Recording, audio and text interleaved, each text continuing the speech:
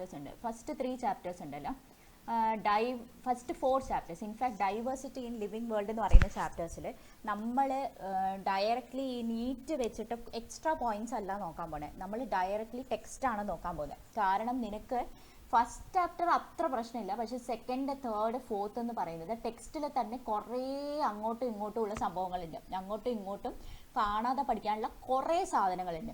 അപ്പോൾ ഫസ്റ്റ് നമുക്ക് അത് തറവാക്കണം. അത് തറവാക്കിയതിന് ശേഷം മാത്രമേ നമുക്ക് എക്സ്ട്രാ പോയിന്റ്സ് എന്താണെന്ന് വെച്ച് കഴിഞ്ഞാൽ നോക്കാൻ പറ്റുള്ളൂ.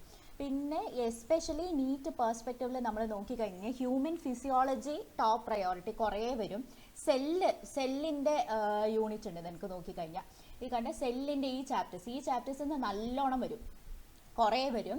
ഓക്കെ, അത് കഴിഞ്ഞിട്ടാണ് പിന്നീടാണ് ഈ ഒരു ഡൈവേഴ്സിറ്റി ഇൻ ലിവിങ് വേൾഡിൻ്റെ ഇമ്പോർട്ടൻസ് വരുന്നത്. ഓക്കെ, അപ്പം കാണുന്നില്ലേ മോളെ? അല്ല എനിക്ക് കാണുന്നില്ല അല്ലേ, ഒരു second hold on, let me share. അപ്പോൾ ടെക്സ്റ്റ് വെച്ചിട്ടാണ് നമ്മൾ ഫുള്ളി പഠിക്കാൻ പോണേ, ആദ്യത്തെ ഫുൾ സംഭവം. അത് കഴിഞ്ഞിട്ട് നീറ്റിൻ്റെ എക്സ്ട്രാ പോയിന്റ്സ് നമുക്ക് നോക്കാം. ഓക്കെ, അപ്പോൾ ഇതിൽ തന്നെ നോട്ട്സും അതുപോലെ തന്നെയാണ്. ഭയങ്കരമായിട്ടുള്ള എക്സ്ട്രാ പോയിന്റ്സ് തൽക്കാലം തന്നിട്ടില്ല, അത്യാവശ്യമുണ്ട്, എന്നാൽ പോലും കുറേ തന്നിട്ടുണ്ടാവില്ല. ഓക്കെ, കുറേ തന്നിട്ടുണ്ടാവില്ല, നോട്ടിനെ തന്നെ ചുരുക്കി എഴുതിയിട്ടുണ്ടെന്ന് മാത്രമേ ഉള്ളൂ. അപ്പോൾ ഇതിനെ ഒന്ന് നല്ല വൃത്തിയായിട്ട് എഴുതണം. ഓക്കെ, ഇത് ഞാൻ പഠിക്കാൻ വേണ്ടിയിട്ട് അത്യാവശ്യം എഴുതിയിരിക്കുന്ന സംഭവമാണ്, ഇത് നന്നായിട്ട് വൃത്തിയായിട്ട് എഴുതണം. നിനക്ക് മനസ്സിലാക്കി തരാം എന്തൊക്കെയാണ് എഴുതിയിരിക്കുന്നതെന്ന്. ഓക്കെ, അത് കഴിഞ്ഞിട്ട് we will go on to the എന്താണ് നീറ്റ് ക്വസ്റ്റ്യൻസിലേക്ക് നോക്കാം. അപ്പോൾ എന്തൊക്കെ എക്സ്ട്രാ വേണ്ടതെന്ന് വെച്ച് കഴിഞ്ഞാൽ അത് നമുക്ക് നോക്കാം. ഓക്കെ, അപ്പം നീറ്റിൻ്റെ ഒരു കാര്യം കൂടി ഞാൻ പറയാൻ മോളെ. നീറ്റ് എന്ന് പറയുമ്പോഴത്തേക്ക് എങ്ങനെ പോയാലും ടെക്സ്റ്റ് നിന്നാണ് 97% ക്വസ്റ്റ്യൻസ് ചോദിക്കണത്. നമ്മൾ ഇടയ്ക്കിടയ്ക്ക് ഞാൻ നിന്നെ ഓർമ്മിപ്പിക്കാറുണ്ട്. ഇൻഫാക്ട് ഒരുമാതിരിപ്പെട്ട എല്ലാ ക്വസ്റ്റ്യൻസും നമുക്ക് നീറ്റിൽ നിന്ന് തന്നെയാണ്, നീറ്റിലെ ടെക്സ്റ്റ് ബുക്കിൽ നിന്ന് തന്നെയാണ് ചോദിക്കുന്നത്. ഓക്കെ, അപ്പോൾ ഭയങ്കരമായിട്ട് എക്സ്ട്രാ പഠിക്കുന്നതിനേക്കാളും എപ്പോഴും നല്ലത് ടെക്സ്റ്റ് തറവാക്കുക. അപ്പോൾ ടെക്സ്റ്റ് തറവാക്കുക എന്ന് പറഞ്ഞു കഴിഞ്ഞാൽ എന്താണെന്നറിയോ, ഈ തന്നിരിക്കുന്നത് നമുക്ക് മിക്കവാറും നമുക്കൊരു സ്വഭാവമുണ്ട്. ഇത് കണ്ടോ, ഇതിൻ്റെ ഈ തുടക്കത്തെ സംഭവങ്ങളെല്ലാം വിട്ടിട്ട് നമ്മൾ ഒറിജിനൽ ചാപ്റ്ററിൽ നിന്നും സ്റ്റാർട്ട് ചെയ്യും. പക്ഷേ നീറ്റിൻ്റെ പെർസ്പെക്റ്റീവിൽ എന്താണെന്നറിയോ, ഇതിൻ്റെ മുകളത്തെ സാധനങ്ങളും ഇമ്പോർട്ടൻ്റ് ആണ്. ഇപ്പോൾ ഇതിൽ തന്നെ ഒരു എക്സാമ്പിൾ ഞാൻ പറഞ്ഞുതരാം. Born on 5th July 1904 in Kempten, ജർമ്മനിയിലെ കെംപ്റ്റൺ എന്ന് പറയുന്ന സ്ഥലത്ത് ഏൺസ്റ്റ് മേയർ എന്ന് പറഞ്ഞിട്ട് ഒരു പുള്ളിക്കാരൻ ഉണ്ടായിരുന്നു. പുള്ളിക്കാരൻ ഹാർഡ്വേർഡ് യൂണിവേഴ്സിറ്റി എവല്യൂഷണറി ബയോളജിസ്റ്റ് ആയിരുന്നു. Who has been called the Darwin of 20th century. നീറ്റിൽ ഇത് ഡയറക്റ്റ്ലി ചോദിക്കും, which scientist was called the Darwin of 20th century. അപ്പോൾ ഏൺസ്റ്റ് മേയർ. അപ്പോൾ നമുക്ക് തോന്നും ഇത് ഔട്ട് ഓഫ് സിലബസ് ആണെന്ന്. അല്ല, ടെക്സ്റ്റിൽ തന്നെയുള്ള സാധനമാണ്, മോളിൽ തന്നിരിക്കുന്ന സാധനമാണെന്ന് പറയാം. അതുപോലെ തന്നെ ഇനിയും വരും. He was one of the greatest 100 scientist of all the time. Mayr joined Harvard facility of arts and science in 1953 and retired in 1975.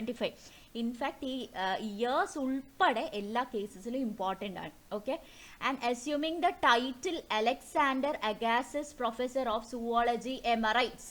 ഈ പേര് നോക്കിയാൽ Alexander Agassiz professor of zoology emeritus എന്ന് പറയുന്ന ടൈറ്റിൽ കിട്ടിയ സയൻറ്റിസ്റ്റ് ആരാ? അല്ലെങ്കിൽ Ernst മേയറിൻ്റെ title എന്തായിരുന്നു എന്ന് പറഞ്ഞാൽ തിരിച്ചും മറിച്ചും ഈ പറയുന്നത് പോലെ ചോദിക്കാമെന്ന് പറയാം. ഓക്കെ, അപ്പോൾ through out his nearly 80-year career, his research spanned in ornithology എന്ന് പറഞ്ഞു കഴിഞ്ഞാൽ ബേർഡ്സിനെ പറ്റിയിട്ടുള്ള പഠിത്തത്തിനെയാണ് ഓർണിത്തോളജി എന്ന് പറയുന്നത്. ടാക്സോണമീനെ കുറിച്ചിട്ടാണ് നമ്മൾ മ്യൂട്ട് പോക്കോ, ഭയങ്കര ഡിസ്റ്റർബൻസ് ഉണ്ട്. ടാക്സോണമി എന്ന് പറഞ്ഞു കഴിഞ്ഞാൽ പല കാറ്റഗറീസ് ആയിട്ട് തിരിക്കുന്നത്. അത് തന്നെയാണ് നമ്മൾ ഈ ചാപ്റ്ററിൽ പഠിക്കാൻ പോകുന്നത്. സൂ ജിയോഗ്രഫി, ഓരോരോ ആനിമൽസ് എവിടെയൊക്കെയാണ് കാണുന്നത്, എവല്യൂഷൻ, ഓരോരോ ആനിമൽസ് എങ്ങനെ ഇവോൾവ് ചെയ്തു വന്നു, സിസ്റ്റമാറ്റിക്സ്, അതുപോലെ തന്നെ ഹിസ്റ്ററി ആൻഡ് ഫിലോസഫി ഓഫ് ബയോളജിയുടെ ഹിസ്റ്ററി എന്താണ്, ഇതെങ്ങനെയാണ് ഉരുത്തിരിഞ്ഞ് വന്നിരിക്കുന്നത്, ബയോളജി ഓരോരോ കണ്ടുപിടുത്തങ്ങൾ എങ്ങനെയാണ് നടത്തിയിരിക്കുന്നത്, എല്ലാം related to history and philosophy of ബയോളജിയാണ്. He almost single-handedly made the origin of species diversity the central question of evolutionary biology that it is today. അപ്പോൾ പുള്ളിക്കാരൻ തന്നെയാണ് ശരിക്കും പറഞ്ഞാൽ ഈ ഒറിജിൻ ഓഫ് സ്പീഷീസ് ഡൈവേഴ്സിറ്റി, എങ്ങനെയാണ് ഇത്രമാത്രം സ്പീഷീസ് വന്നത്, ഇത്രയും ഡൈവേഴ്സ് ആയിട്ട് സ്പീഷീസ് വന്നത്. Everybody is saying that every single life form has evolved from one single cell. then how did this many forms of diversity, ഇത്രയും ഡൈവേഴ്സിറ്റി എവിടെ നിന്ന് വന്നു, is one major question that is there for evolutionary biology അല്ലേ. Evolutionary ബയോളജിയുടെ central theme തന്നെ ഇതാണ്, എങ്ങനെ ഇത്രയും സ്പീഷീസ് വന്നു. അപ്പം ഇതാണ് സെൻട്രൽ ക്വസ്റ്റ്യൻ ആക്കി തീർത്തത് ഈ പുള്ളിക്കാരൻ തന്നെയാണ്. ആരാണ്? ഏൺസ്റ്റ് മേയർ എന്ന് പറയുന്ന പുള്ളിക്കാരൻ തന്നെയാണ്. Okay. He also pioneered the currently accepted definition of biological species. അപ്പോൾ ബയോളജിക്കൽ സ്പീഷീസിൻ്റെ ഡെഫിനിഷൻ എന്താണ്? താഴോട്ട് നമ്മൾ പഠിക്കും എന്താണ് ബയോളജിക്കൽ സ്പീഷീസ്. അപ്പോൾ ആ ബയോളജിക്കൽ സ്പീഷീസ് എന്ന് പറയുന്നതിൻ്റെ ഡെഫിനിഷൻ പുള്ളിക്കാരനാണ് ആക്ച്വലി ആ ഡെഫിനിഷൻ പ്രോപ്പറായിട്ട് കൊണ്ടുവന്നതെന്ന് പറഞ്ഞിട്ട് പറയാം. പുള്ളിക്കാരന് കിട്ടിയിരിക്കുന്ന അവാർഡുകൾ എന്തൊക്കെയാണ്? 3 പ്രൈസസ് ആണ്, ഏറ്റവും ഇമ്പോർട്ടൻറ്റ് പ്രൈസുകളാണ് പുള്ളിക്കാരന് കിട്ടിയിരിക്കുന്നത്. എന്തൊക്കെയാണ്? Triple crown of biology, Balzan Prize, International Prize for Biology in 1994 and Crawford Prize in 1999. അപ്പോൾ ഇത്രയും സംഭവങ്ങളാണ് പുള്ളിക്കാരന് കിട്ടിയത്. Sorry, he widely regarded as triple crown of biology. അങ്ങനെ 3 പ്രൈസ്, ഈ 3 പ്രൈസിനെ ചേർന്നിട്ടാണ് triple crown prize of biology എന്ന് പറയുന്നത്. അത് ഏതൊക്കെയാണ്? Balzan prize, international prize of biology, അതുപോലെ Crafoord prize. This is the triple crown of biology എന്ന് പറയുന്ന സംഭവം. അത് 3 പുള്ളിക്കാരന് കിട്ടി എന്ന് പറഞ്ഞിട്ട് പറയാം. പുള്ളിക്കാരൻ 100 കൊല്ലം നല്ല ഭംഗിയായിട്ട് ജീവിച്ചു, അത് കഴിഞ്ഞിട്ടാണ് മരിച്ചത്. ഓക്കെ. അപ്പോൾ ഇത്രയും സംഭവം. ഇതേപോലെ തന്നെ ഫസ്റ്റ് പാരഗ്രാഫും നമ്മൾ വായിക്കണം. ഓക്കെ. ഫസ്റ്റ് പാരഗ്രാഫും നമ്മൾ വിടാൻ പാടില്ല ഫ്രം എ നീറ്റ് പെർസ്പെക്റ്റീവ്. പക്ഷെ നമ്മുടെ നോർമൽ പരീക്ഷയുടെ പെർസ്പെക്റ്റീവ് നോക്കിക്കഴിഞ്ഞ് കഴിഞ്ഞാൽ നോർമൽ പരീക്ഷയുടെ പെർസ്പെക്റ്റീവിൽ ഇത് അത്രയും അങ്ങനെ ചോദിക്കില്ല. നോർമലി ഉള്ള NCERT അങ്ങനെ ചോദിക്കില്ല എന്ന് പറയാം. ഓക്കെ. അപ്പോൾ ഫസ്റ്റ് നോക്കിയാൽ biology is the science of life forms and living process. അപ്പോൾ എന്തിനെയൊക്കെ പറ്റിയിട്ടാണ്? നമ്മൾ ജീവിക്കുന്ന സാധനങ്ങളെ പറ്റിയിട്ട് പഠിക്കുന്നുണ്ട്. അനിമൽസിനെ പറ്റി, പ്ലാന്റ്സിനെ പറ്റി, അതുപോലെ പല പല സംഭവങ്ങളെ പറ്റി, ഫംഗസിനെ പറ്റി, ആൽഗേനെ പറ്റി ഒക്കെ പഠിക്കുന്നുണ്ട്. അതുപോലെ അവരുടെ ഉള്ളിലുള്ള ലിവിങ് പ്രോസസ്, അത് അവർ ജീവിക്കാനായിട്ട് നമ്മളിപ്പോൾ ഡൈജഷൻ നോക്കുന്നുണ്ട്, നമ്മൾ റെസ്പിറേഷൻ നോക്കുന്നുണ്ട്. All these are living processes. ഉള്ളിലുള്ള കെമിക്കൽ റിയാക്ഷൻസിനെ നോക്കും. ഇതെല്ലാം പറ്റിയിട്ടുള്ള പഠിത്തത്തിനെയാണ് നമ്മൾ ബയോളജി എന്ന് പറയുന്നത്. അപ്പോൾ ലിവിങ് വേൾഡ് എന്ന് പറയുന്നതിൽ there is a lot diversity, കുറേ ഡൈവേഴ്സിറ്റി ഓഫ് ലിവിങ് ഓർഗാനിസംസ് ഉണ്ട്. പണ്ട് early man could easily perceive the difference between inanimate matter and living organism. Early man defied some of the inanimate matter and some among the animals and plants. Okay, a common feature of all such forms of inanimate and animate object was a sense of awe and fear that they evoked. അപ്പോൾ ഈ പറയുന്ന പോലെ പണ്ടത്തെ മനുഷ്യർക്ക് ഈ പറയുന്നത് പോലെ easy ആയിട്ട് മനസ്സിലാവും എന്താണ് ജീവനില്ലാത്ത മാറ്ററും ജീവനുള്ള മാറ്ററും തമ്മിലുള്ള വ്യത്യാസം എന്താണ് എന്നുള്ളത് ഈസി ആയിട്ട് മനസ്സിലാവും എന്ന് പറഞ്ഞിട്ട് പറയാണ് അവർക്ക്, ഏർലി മനുഷ്യർക്ക്. അപ്പോൾ ചിലതിന് ജീവനുണ്ട്, ചിലതിന് ജീവനില്ല എന്നുള്ളത് ഈസി ആയിട്ട് മനസ്സിലാവുന്നുണ്ടായിരുന്നു. ഓക്കെ. അപ്പോൾ ശരിക്കും പണ്ടുണ്ടായിരുന്ന ഇൻആനിമേറ്റ് മാറ്റർ ലൈക്ക് വിൻഡ് ആണെങ്കിലും സീ ആണെങ്കിലും തീ ആണെങ്കിലും ഇപ്പം മിന്നൽ വരുമ്പോൾ, ഭയങ്കര കാറ്റ് വരുമ്പോൾ, ശരിക്കും പറഞ്ഞു കഴിഞ്ഞാൽ പണ്ടുള്ള ആൾക്കാർക്ക് എന്ന് വെച്ച് കഴിഞ്ഞാൽ ഏർലി മാൻ എന്ന് പറഞ്ഞാൽ കേവ് മാനെയാണ് പറയുന്നത്. അവർക്ക് പേടിയാണ് ഉണ്ടാകുന്നത്, അല്ലാന്നുണ്ടെങ്കിൽ ഭയങ്കര അത്ഭുതമാണ് ഉണ്ടാകുന്നത്. അപ്പോൾ അവർ പറഞ്ഞുകൊണ്ടിരുന്നത് ഈശ്വരൻ്റെ കോപമാണ് എന്നുള്ളത് ഒരു സമയത്ത് പറഞ്ഞു. അതിനേക്കാളും മുമ്പ് വെറും പേടി മാത്രമാണ് ഉണ്ടായിരുന്നത്. They were not able to control such things അല്ലേ. അപ്പോൾ description of the living things, description of living organisms including human being began much later than human history. അപ്പോൾ ഹ്യൂമൻ ഹിസ്റ്ററി നമ്മൾ എഴുതി തുടങ്ങുന്നതിന് കുറേ കഴിഞ്ഞതിന് ശേഷമാണ് ലിവിങ് ഓർഗാനിസത്തിനെ നമുക്ക് ഡിസ്ക്രൈബ് ചെയ്ത് എഴുതാം എന്നുള്ളത് അവർ തീരുമാനിച്ചത്.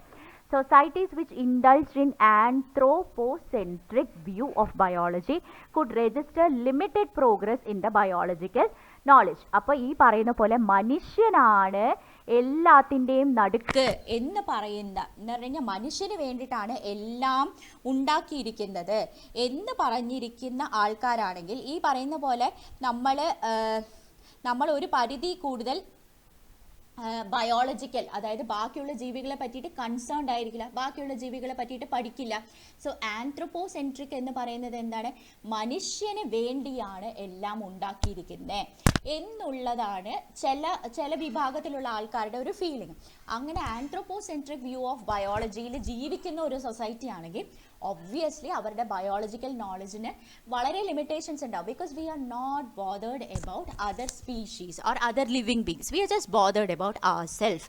അതുകൊണ്ട് തന്നെ systemic and monumental description of life forms brought in out of necessity detailed systems of identification, nomenclature and classification. അപ്പോൾ എന്താ സംഭവിച്ചത്, നമുക്ക് എന്താ പറ്റിയ ലൈഫ് ഫോംസിനെ പറ്റിയിട്ട് കൂടുതൽ അറിയണം. അപ്പോൾ ചില സൊസൈറ്റീസിന് ഈ പറയുന്ന പോലെ നോളജ് ഭയങ്കര ലിമിറ്റഡ് ആണ്. അത് കഴിഞ്ഞപ്പോഴത്തേക്ക് എന്ത് സംഭവിച്ചു, നമുക്ക് അറിവ് വേണമെന്നുണ്ടെങ്കിൽ നമുക്ക് എന്ത് ചെയ്യണം, നമുക്ക് ഓരോരോ ലൈഫ് ഫോംസിനെ പറ്റിയിട്ടും ഡീറ്റെയിൽ ആയിട്ട് പഠിക്കണം. ആ ലൈഫ് ഫോംസിനെ പറ്റിയിട്ട് ഡീറ്റെയിൽ ആയിട്ട് പഠിക്കാൻ എന്താ ചെയ്യേണ്ടത്, ഓരോരോ ലൈഫ് ഫോംസും എന്താണെന്ന് ഐഡൻറ്റിഫൈ ചെയ്യണം. ഇപ്പോൾ പശു എന്ന് പറയുന്നതിനെ ഐഡൻറ്റിഫൈ ചെയ്യാന്ന് പറഞ്ഞു കഴിഞ്ഞാൽ ഇപ്പം നിനക്ക് കാണുമ്പോൾ പശു ആണെന്ന് മനസ്സിലാവും. പക്ഷേ ഈ പശുവിനെ പുറത്തുനിന്ന് ഒരാൾ ഡിസ്ക്രൈബ് ചെയ്തു എന്ന് വിചാരിച്ചോ, പുറത്തുനിന്ന് ഒരാൾ ഡിസ്ക്രൈബ് ചെയ്ത് കഴിഞ്ഞ് കഴിഞ്ഞാൽ നമുക്ക് മനസ്സിലാവണം ഈ പശു ആണ്. We are going to describe it properly. അതെങ്ങനെയാണ്, 4 കാലുണ്ട്, 4 കാലുള്ള എത്രയോ ജീവികളുണ്ട്, പാല് തരുന്നുണ്ട്, പാല് തരുന്ന എത്രയോ ജീവികളുണ്ട്.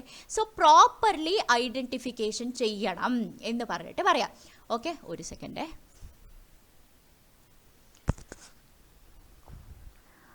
ഓക്കെ, അതുപോലെ അതിന് കറക്റ്റായിട്ട് പേര് കൊടുക്കണം, അതുപോലെ പ്രോപ്പറായിട്ട് ക്ലാസിഫൈ ചെയ്യണം, ഇത് ഏത് വിഭാഗത്തിലാണ് വരുന്നത്. So we are going to study all these things in detail. Okay, അപ്പോൾ systemic and monumental description of life forms brought in detailed systems of identification, nomenclature and classification. അപ്പോൾ സിസ്റ്റമാറ്റിക് ആയിട്ട് ലൈഫ് ഫോംസിനെ describe ചെയ്യുക. ഈ life forms എന്ന് പറയുന്ന ചെറിയ നമ്പറിലൊന്നുമല്ല, it's is in monumental number. അപ്പോൾ കുറേ നമ്പേഴ്സ് ഉണ്ട്. സോ മോണ്യുമെൻ്റൽ ഡിസ്ക്രിപ്ഷൻ പ്രോപ്പറായിട്ട് ഭയങ്കര ടാസ്ക് ഉള്ള പരിപാടിയാണ്. മാത്രമല്ല ഈ description is also very very elaborate എന്ന് പറയാം. അപ്പോൾ ഇത് എന്തുകൊണ്ട്, out of necessity, because we have to study them in detail.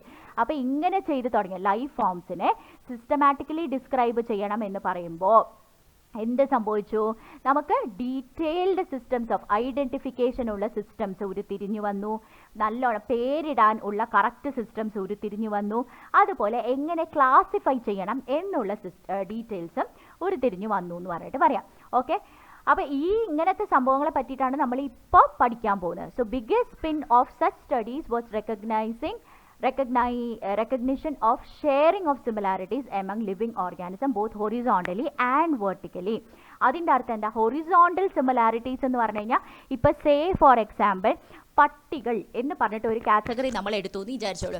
അപ്പോൾ പട്ടി എന്ന് പറയുന്നത് തന്നെ പല തരത്തിലുള്ള പട്ടികളുണ്ട്, എല്ലാം ഹൊറിസോണ്ടൽ ആയിരിക്കും. ഇൻ ദ സെൻസ് പോമറേനിയൻ ഉണ്ട്, അൽസേഷ്യൻ ഉണ്ട്, അതുപോലെ തന്നെ കുറേ പട്ടികളുണ്ട്. ഇവർ തമ്മിലുള്ള സിമിലാരിറ്റീസ് എന്തൊക്കെയാണ്, ഹൊറിസോണ്ടൽ ലെവൽ സിമിലാരിറ്റീസ് എന്താണ്. അതേസമയം അനിമൽ വിഭാഗത്തിൽ കാർണിവോർസിൻ്റെ അടിയിൽ, അതുപോലെ ഈ പറയുന്നത് പോലെ ഫെലിഡയുടെ അടിയിൽ ഉള്ള ഉള്ള സ്പീഷീസ്. അപ്പോൾ ഈ അനിമൽസും പട്ടിയും തമ്മിലുള്ള സിമിലാരിറ്റി എന്താണ്, അതുപോലെ അടുത്ത കാർണിവോറ എന്ന് പറയുന്ന ഗ്രൂപ്പും ഇവരും തമ്മിലുള്ള പട്ടിയും തമ്മിലുള്ള സിമിലാരിറ്റി എന്താണ്, അതിനെ പറ്റിയിട്ടും നമ്മൾ പഠിക്കണം എന്ന് പറഞ്ഞിട്ട് പറയാം. Okay, so the biggest spin of such studies was recognition of sharing of similarities among living organisms both horizontally and vertically, that all present day living organisms are related to each other and also to all organisms that ever lived on this earth was a revelation which humbled man and led to the cultural movements for conservation of biodiversity. അപ്പോൾ പണ്ട് ഈ പറയുന്നത് പോലെ എല്ലാം മനുഷ്യന് വേണ്ടിയിട്ടാണ് ഉണ്ടാക്കുന്നത് എന്നുണ്ടെങ്കിൽ എനിക്ക് എത്ര വേണമെങ്കിലും എല്ലാത്തിനെയും കൊന്നു തിന്നാം, എനിക്ക് ഒരു പ്രശ്നവുമില്ല അല്ലേ. പക്ഷേ ഈ എല്ലാ ലിവിങ് ഓർഗാനിസം ഈ എവല്യൂഷൻ പഠിച്ചു വന്നപ്പോഴാണ് നമ്മൾ മനസ്സിലാക്കിയത് എല്ലാ ലിവിങ് ഓർഗാനിസവും, എനിക്കും ഈ കാണുന്ന ബട്ടർഫ്ലൈക്കും തമ്മിൽ റിലേഷൻഷിപ്പ് ഉണ്ട്, എനിക്കും ഈ കാണുന്ന ഉറുമ്പിനും തമ്മിൽ റിലേഷൻഷിപ്പ് ഉണ്ട്, ഈ പറയുന്ന ഞാനാണെങ്കിലും ഉറുമ്പാണെങ്കിലും ഇൻസെക്റ്റ് ആണെങ്കിലും എല്ലാവരും related to each other. In the sense നമുക്ക് ഒരേ എവല്യൂഷണറി ബാക്ക്ഗ്രൗണ്ട് ഉണ്ട് എന്നുള്ളത് മാത്രമല്ല, മറിച്ച് ഈ ഉറുമ്പ് മരിച്ചാൽ ഞാൻ ഉടനെ തന്നെ മരണപ്പെടും എന്നുള്ള അറിവും കൂടിയിട്ടാണ്. ഈ പറയുന്ന പോലെ ബട്ടർഫ്ലൈസ് എല്ലാം ഇല്ലാതായി കഴിഞ്ഞാൽ വിത്തിൻ 9 months ഹ്യൂമൻ സ്പീഷീസേ ഇല്ലാതാവും. അതുപോലെ റാറ്റ്സ് എല്ലാം ഇല്ലാതായി കഴിഞ്ഞാൽ വിത്തിൻ 6 months ഹ്യൂമൻ സ്പീഷീസ് മുഴുവൻ നശിക്കും. So we are interconnected to a level which we don't even realise എന്ന് പറഞ്ഞിട്ട് പറയാം. അങ്ങനെ ഒരു റിലേഷൻഷിപ്പും കൂടി ഉണ്ട് എന്ന് പറയാണ്. ഓക്കെ, അപ്പോൾ ഈ ചാപ്റ്ററിൽ നമ്മൾ എന്താ പറയുന്നത്, you will get A description including classification of animals and plants from a taxonomist perspective. അപ്പോൾ ടാക്സോണമി എന്താണെന്ന് കൂടുതൽ നമ്മൾ പഠിക്കും. ടാക്സോണമി എന്ന് പറഞ്ഞു കഴിഞ്ഞാൽ സിസ്റ്റമാറ്റിക്കലി നമ്മൾ അറേഞ്ച് ചെയ്യുന്നതിനെയാണ് ടാക്സോണമി എന്ന് പറയുന്നത്. സിസ്റ്റമാറ്റിക്കലി അറേഞ്ച് ചെയ്യുക. ഇപ്പോൾ ദിയ എന്ന് പറഞ്ഞിട്ട് ഒരാളുണ്ടെന്ന് വിചാരിച്ചോ, അത് നമ്മൾ എങ്ങനെയാണ് ദിയനെ സിസ്റ്റമാറ്റിക്കലി നമ്മൾ ദിയനെ ഡിസ്ക്രൈബ് ചെയ്യുന്നത്? ഒന്ന് പെൺകുട്ടി ഫസ്റ്റ് ലെവൽ, അല്ലെങ്കിൽ മനുഷ്യൻ എന്ന് പറയുന്ന ഫസ്റ്റ് ലെവൽ, മനുഷ്യൻ്റെ താഴെ പെൺകുട്ടി സെക്കൻഡ് ലെവൽ, അടുത്തത് ഏത് സ്റ്റാൻഡേർഡ്? ഓക്കെ, 11th സ്റ്റാൻഡേർഡ് അടുത്ത ലെവലായി. ഓക്കെ, നൗ അത് കഴിഞ്ഞിട്ട് ഏത് സ്കൂൾ, ഏത് ജില്ലയിലെ ഏത് സ്കൂളിലെ ഏത് ഡിവിഷൻ, അവിടെ systematically we are describing. Okay, ഇങ്ങനെ സിസ്റ്റമാറ്റിക്കലി നമ്മൾ അറേഞ്ച് ചെയ്തു പോകുന്നതിനെയാണ് ടാക്സോണമിക്കൽ ക്ലാസിഫിക്കേഷൻ എന്ന് പറയുന്നത്. അപ്പോൾ ഈ ടാക്സോണമിക്കൽ ക്ലാസിഫിക്കേഷൻ്റെ ഗുണം എന്താണ്? കൃത്യമായിട്ട് ഇപ്പോൾ പെൺകുട്ടികളെ പറ്റി പഠിക്കുന്നു, അനിമൽസിനെ പറ്റി പഠിക്കുന്നു. നമുക്ക് പെൺകുട്ടികൾക്ക് കുറേ ഫീച്ചേഴ്സ് കോമൺ ആയിട്ടുണ്ട്. അതേ സംഭവം 11th സ്റ്റാൻഡേർഡിലെ പിള്ളേരെ പറ്റി പഠിക്കുന്നു, അവർ ടീനേജേഴ്സ് ആണ്, അവർക്ക് കോമൺ ആയിട്ടുള്ള വേറെ കുറേ ക്യാരക്ടറിസ്റ്റിക്സ് ഉണ്ടാവും. മനസ്സിലായോ? It gives A different perspective. വേറെ പല ഡീറ്റെയിൽഡ് ആയിട്ടുള്ള ക്യാരക്ടറിസ്റ്റിക്സ് നമുക്ക് കിട്ടും. പെൺകുട്ടികൾ എല്ലാവരും സിമിലർ ആണോ? അല്ല, അവർ തമ്മിൽ സിമിലാരിറ്റി കുറവായിരിക്കും. 11th സ്റ്റാൻഡേർഡ് ഉള്ളവർക്ക് സിമിലാരിറ്റി കമ്പാരിറ്റീവ്ലി കൂടുതലായിരിക്കും. മനസ്സിലായി? അതിൽ തന്നെ മോളുടെ സ്കൂളിലുള്ളവർക്ക് കമ്പാരിറ്റീവ്ലി സിമിലാരിറ്റി കൂടുതലായിരിക്കും. നിങ്ങളെ വളർത്തിക്കൊണ്ടുവരിക്കുന്ന കൾച്ചർ, ഇപ്പം തന്നെ ഹോളി ഏഞ്ചൽസിൻ്റെ ഒരു സിസ്റ്റം എന്ന് പറയുന്നത് കംപ്ലീറ്റ്ലി ഡിഫറെൻ്റ് ആണ്. നിർമ്മല ഭവൻ്റെ system is completely different. Loyola സ്കൂളിലെ ആൺകുട്ടികളാണെങ്കിൽ കംപ്ലീറ്റ്ലി ഡിഫറെൻ്റ് ആണ്, നമുക്ക് കണ്ടാൽ തന്നെ അറിയാം. Christ Nagar is different. അപ്പോൾ ആ പറയുന്ന സിമിലാരിറ്റീസ് ഡിഫറെൻ്റ് ആയിട്ട് ഉണ്ടാവും. ഓക്കെ, അതുപോലെ തന്നെ ഡിഫറൻസസും ഇതേപോലെ തന്നെ ആയിരിക്കും എന്ന് പറയാം. അതിനെ പറ്റിയിട്ടാണ് നമ്മൾ ഈ ചാപ്റ്ററിൽ പഠിക്കുന്നത്. ഓക്കെ, അപ്പോൾ ഈ ഫസ്റ്റ് പാരഗ്രാഫ് ഒന്ന് വായിച്ച മോളെ. Coming to the actual topic. അപ്പം നമ്മളിപ്പോൾ ഈ സ്കൂളിൻ്റെ പെർസ്പെക്റ്റീവിൽ നോക്കുകയാണെങ്കിൽ ഇവിടെ തൊട്ട് അത്യാവശ്യം പഠിച്ചാൽ മാത്രം മതി എന്ന് പറയാണ്. ഓക്കെ, അപ്പോൾ ശരിക്കും പറഞ്ഞു കഴിഞ്ഞാൽ എന്തിനെ പറ്റിയിട്ടാണ് നമ്മൾ ഇതിൽ പഠിക്കാൻ പോകുന്നത്? ടോട്ടലി നമ്മൾ പഠിക്കാൻ പോകുന്നത് ലിവിങ് തിങ്സ് എന്ന് പറഞ്ഞു കഴിഞ്ഞാൽ കുറേ ടൈപ്പ് ഓഫ് ലിവിങ് തിങ്സ് ഉണ്ട്. അപ്പോൾ ഈ ലിവിങ് തിങ്സിനെ പറ്റിയിട്ട് എങ്ങനെയാണ് നമ്മൾ പഠിക്കുന്നത്, എങ്ങനെയാണ് പഠിക്കുന്നതെന്ന് പറഞ്ഞു കഴിഞ്ഞാൽ എങ്ങനെയാണ് ഇത്രയും മനുഷ്യരുണ്ട്, ഈ മനുഷ്യരെ പറ്റിയിട്ട് എങ്ങനെയാണ് പഠിക്കുന്നത്? മനുഷ്യരെ ആദ്യം നമ്മൾ ക്ലാസിഫൈ ചെയ്യും. അപ്പോൾ എന്തിൻ്റെ അടിസ്ഥാനത്തിലാണ് ക്ലാസിഫൈ ചെയ്യുന്നത്? അതാണ് ഫസ്റ്റ് ക്വസ്റ്റ്യൻ. ക്ലാസിഫിക്കേഷൻസ് എന്തൊക്കെയാണ്, എന്തിൻ്റെ അടിസ്ഥാനത്തിൽ ക്ലാസിഫൈ ചെയ്യുന്നു, അതുപോലെ പഠിക്കാനായിട്ട് ഉപയോഗിക്കുന്ന ടൂളുകൾ എന്താണ്? മ്യൂസിയംസിൽ പോയിട്ട് നമുക്ക് അനിമൽസിനെ പറ്റിയിട്ട് പഠിക്കാം. പ്ലാന്റ്സ് ആണെന്നുണ്ടെങ്കിൽ ബൊട്ടാണിക്കൽ ഗാർഡനിൽ പോയിട്ട് പഠിക്കാം. അങ്ങനത്തെ പല ടൂൾസിനെ പറ്റിയിട്ടും പഠിക്കും. അപ്പോൾ മേജർലി ആദ്യത്തെ ടോപ്പിക് എന്ന് പറയുന്നത് ലിവിങ് തിങ്സ് എന്ന് പറഞ്ഞു കഴിഞ്ഞാൽ എന്താണ് എന്നുള്ളതാണ് ഫസ്റ്റ് ടോപ്പിക് എന്ന് പറയുന്നത്. രണ്ടാമത്തെ ടോപ്പിക് എന്ന് പറഞ്ഞു കഴിഞ്ഞാൽ കാറ്റഗറീസ് ആയിട്ട് അതിനെ സ്പ്ലിറ്റ് ചെയ്യുന്നുണ്ട് for the sake of studies. Okay, എന്തിൻ്റെ അടിസ്ഥാനത്തിൽ നമ്മൾ കാറ്റഗറീസ് ആയിട്ട് സ്പ്ലിറ്റ് ചെയ്യുന്നു. മൂന്നാമത്തേത് എന്ന് പറഞ്ഞു കഴിഞ്ഞാൽ ഈ പറയുന്നത് പോലെ പല ടൂൾസിനെ പറ്റിയിട്ടാണ് നമ്മൾ പഠിക്കാൻ പോകുന്നത്. അപ്പോൾ നമ്മൾ നേരത്തെ കണ്ടു ബയോളജി എന്ന് പറയുന്നത് എന്താണ്? സയൻസ് ഓഫ് ലൈഫ് ഫോംസും ലിവിങ് പ്രോസസ്സിനെ പറ്റിയിട്ടാണ് നമ്മൾ ബയോളജി എന്ന് പറയാം. അപ്പോൾ ഈ പറയുന്ന പോലെ ലിവിങ് എന്ന് പറഞ്ഞു കഴിഞ്ഞാൽ എന്താണ്? ലിവിങ് എന്ന് പറയുന്നത് എപ്പോഴും defined by distinctive characteristics. Living ആയിട്ടുള്ള ഓർഗാനിസത്തിനെ നോക്കിക്കഴിഞ്ഞാൽ അതിന് ഡിസ്റ്റിങ്ക്റ്റ് ആയിട്ടുള്ള ക്യാരക്ടറിസ്റ്റിക്സ് ഉണ്ട്. എന്തൊക്കെയാണ് ഡിസ്റ്റിങ്ക്റ്റീവ് ആയിട്ടുള്ള ക്യാരക്ടറിസ്റ്റിക്സ്? ലിവിങ് ഓർഗാനിസംസ് ആണെന്നുണ്ടെങ്കിൽ ഡെഫിനറ്റ്ലി അത് വളരും. എന്തൊക്കെയാണ്? ഗ്രോ ചെയ്യും, റീപ്രൊഡ്യൂസ് ചെയ്യും. അതുപോലെ ചുറ്റും നടക്കുന്നത് എന്താണെന്ന് നമുക്ക് അറിയാൻ പറ്റും. എന്നിട്ട് അറിഞ്ഞ് അതിനനുസരിച്ച് സ്യൂട്ടബിൾ ആയിട്ടുള്ള റെസ്പോൺസ് നമുക്ക് ജനറേറ്റ് ചെയ്യിപ്പിക്കാനായിട്ട് പറ്റും. ഓക്കെ, ഇതൊക്കെയാണ് distinctive characteristics which are exhibited by the living forms. എന്തൊക്കെയാണ്? ഗ്രോ ചെയ്യും, അതുപോലെ റീപ്രൊഡക്ഷൻ, അതുപോലെ എൻവയോൺമെൻറ്റിനെ സെൻസ് ചെയ്യുക, അതിനനുസരിച്ചിട്ട് റെസ്പോൺസ് കൊടുക്കുക. Also metabolism is also one major thing which is exhibited by living organism. അപ്പോൾ ഈ മെറ്റബോളിസം എന്ന് പറഞ്ഞു കഴിഞ്ഞാൽ എന്താണ്?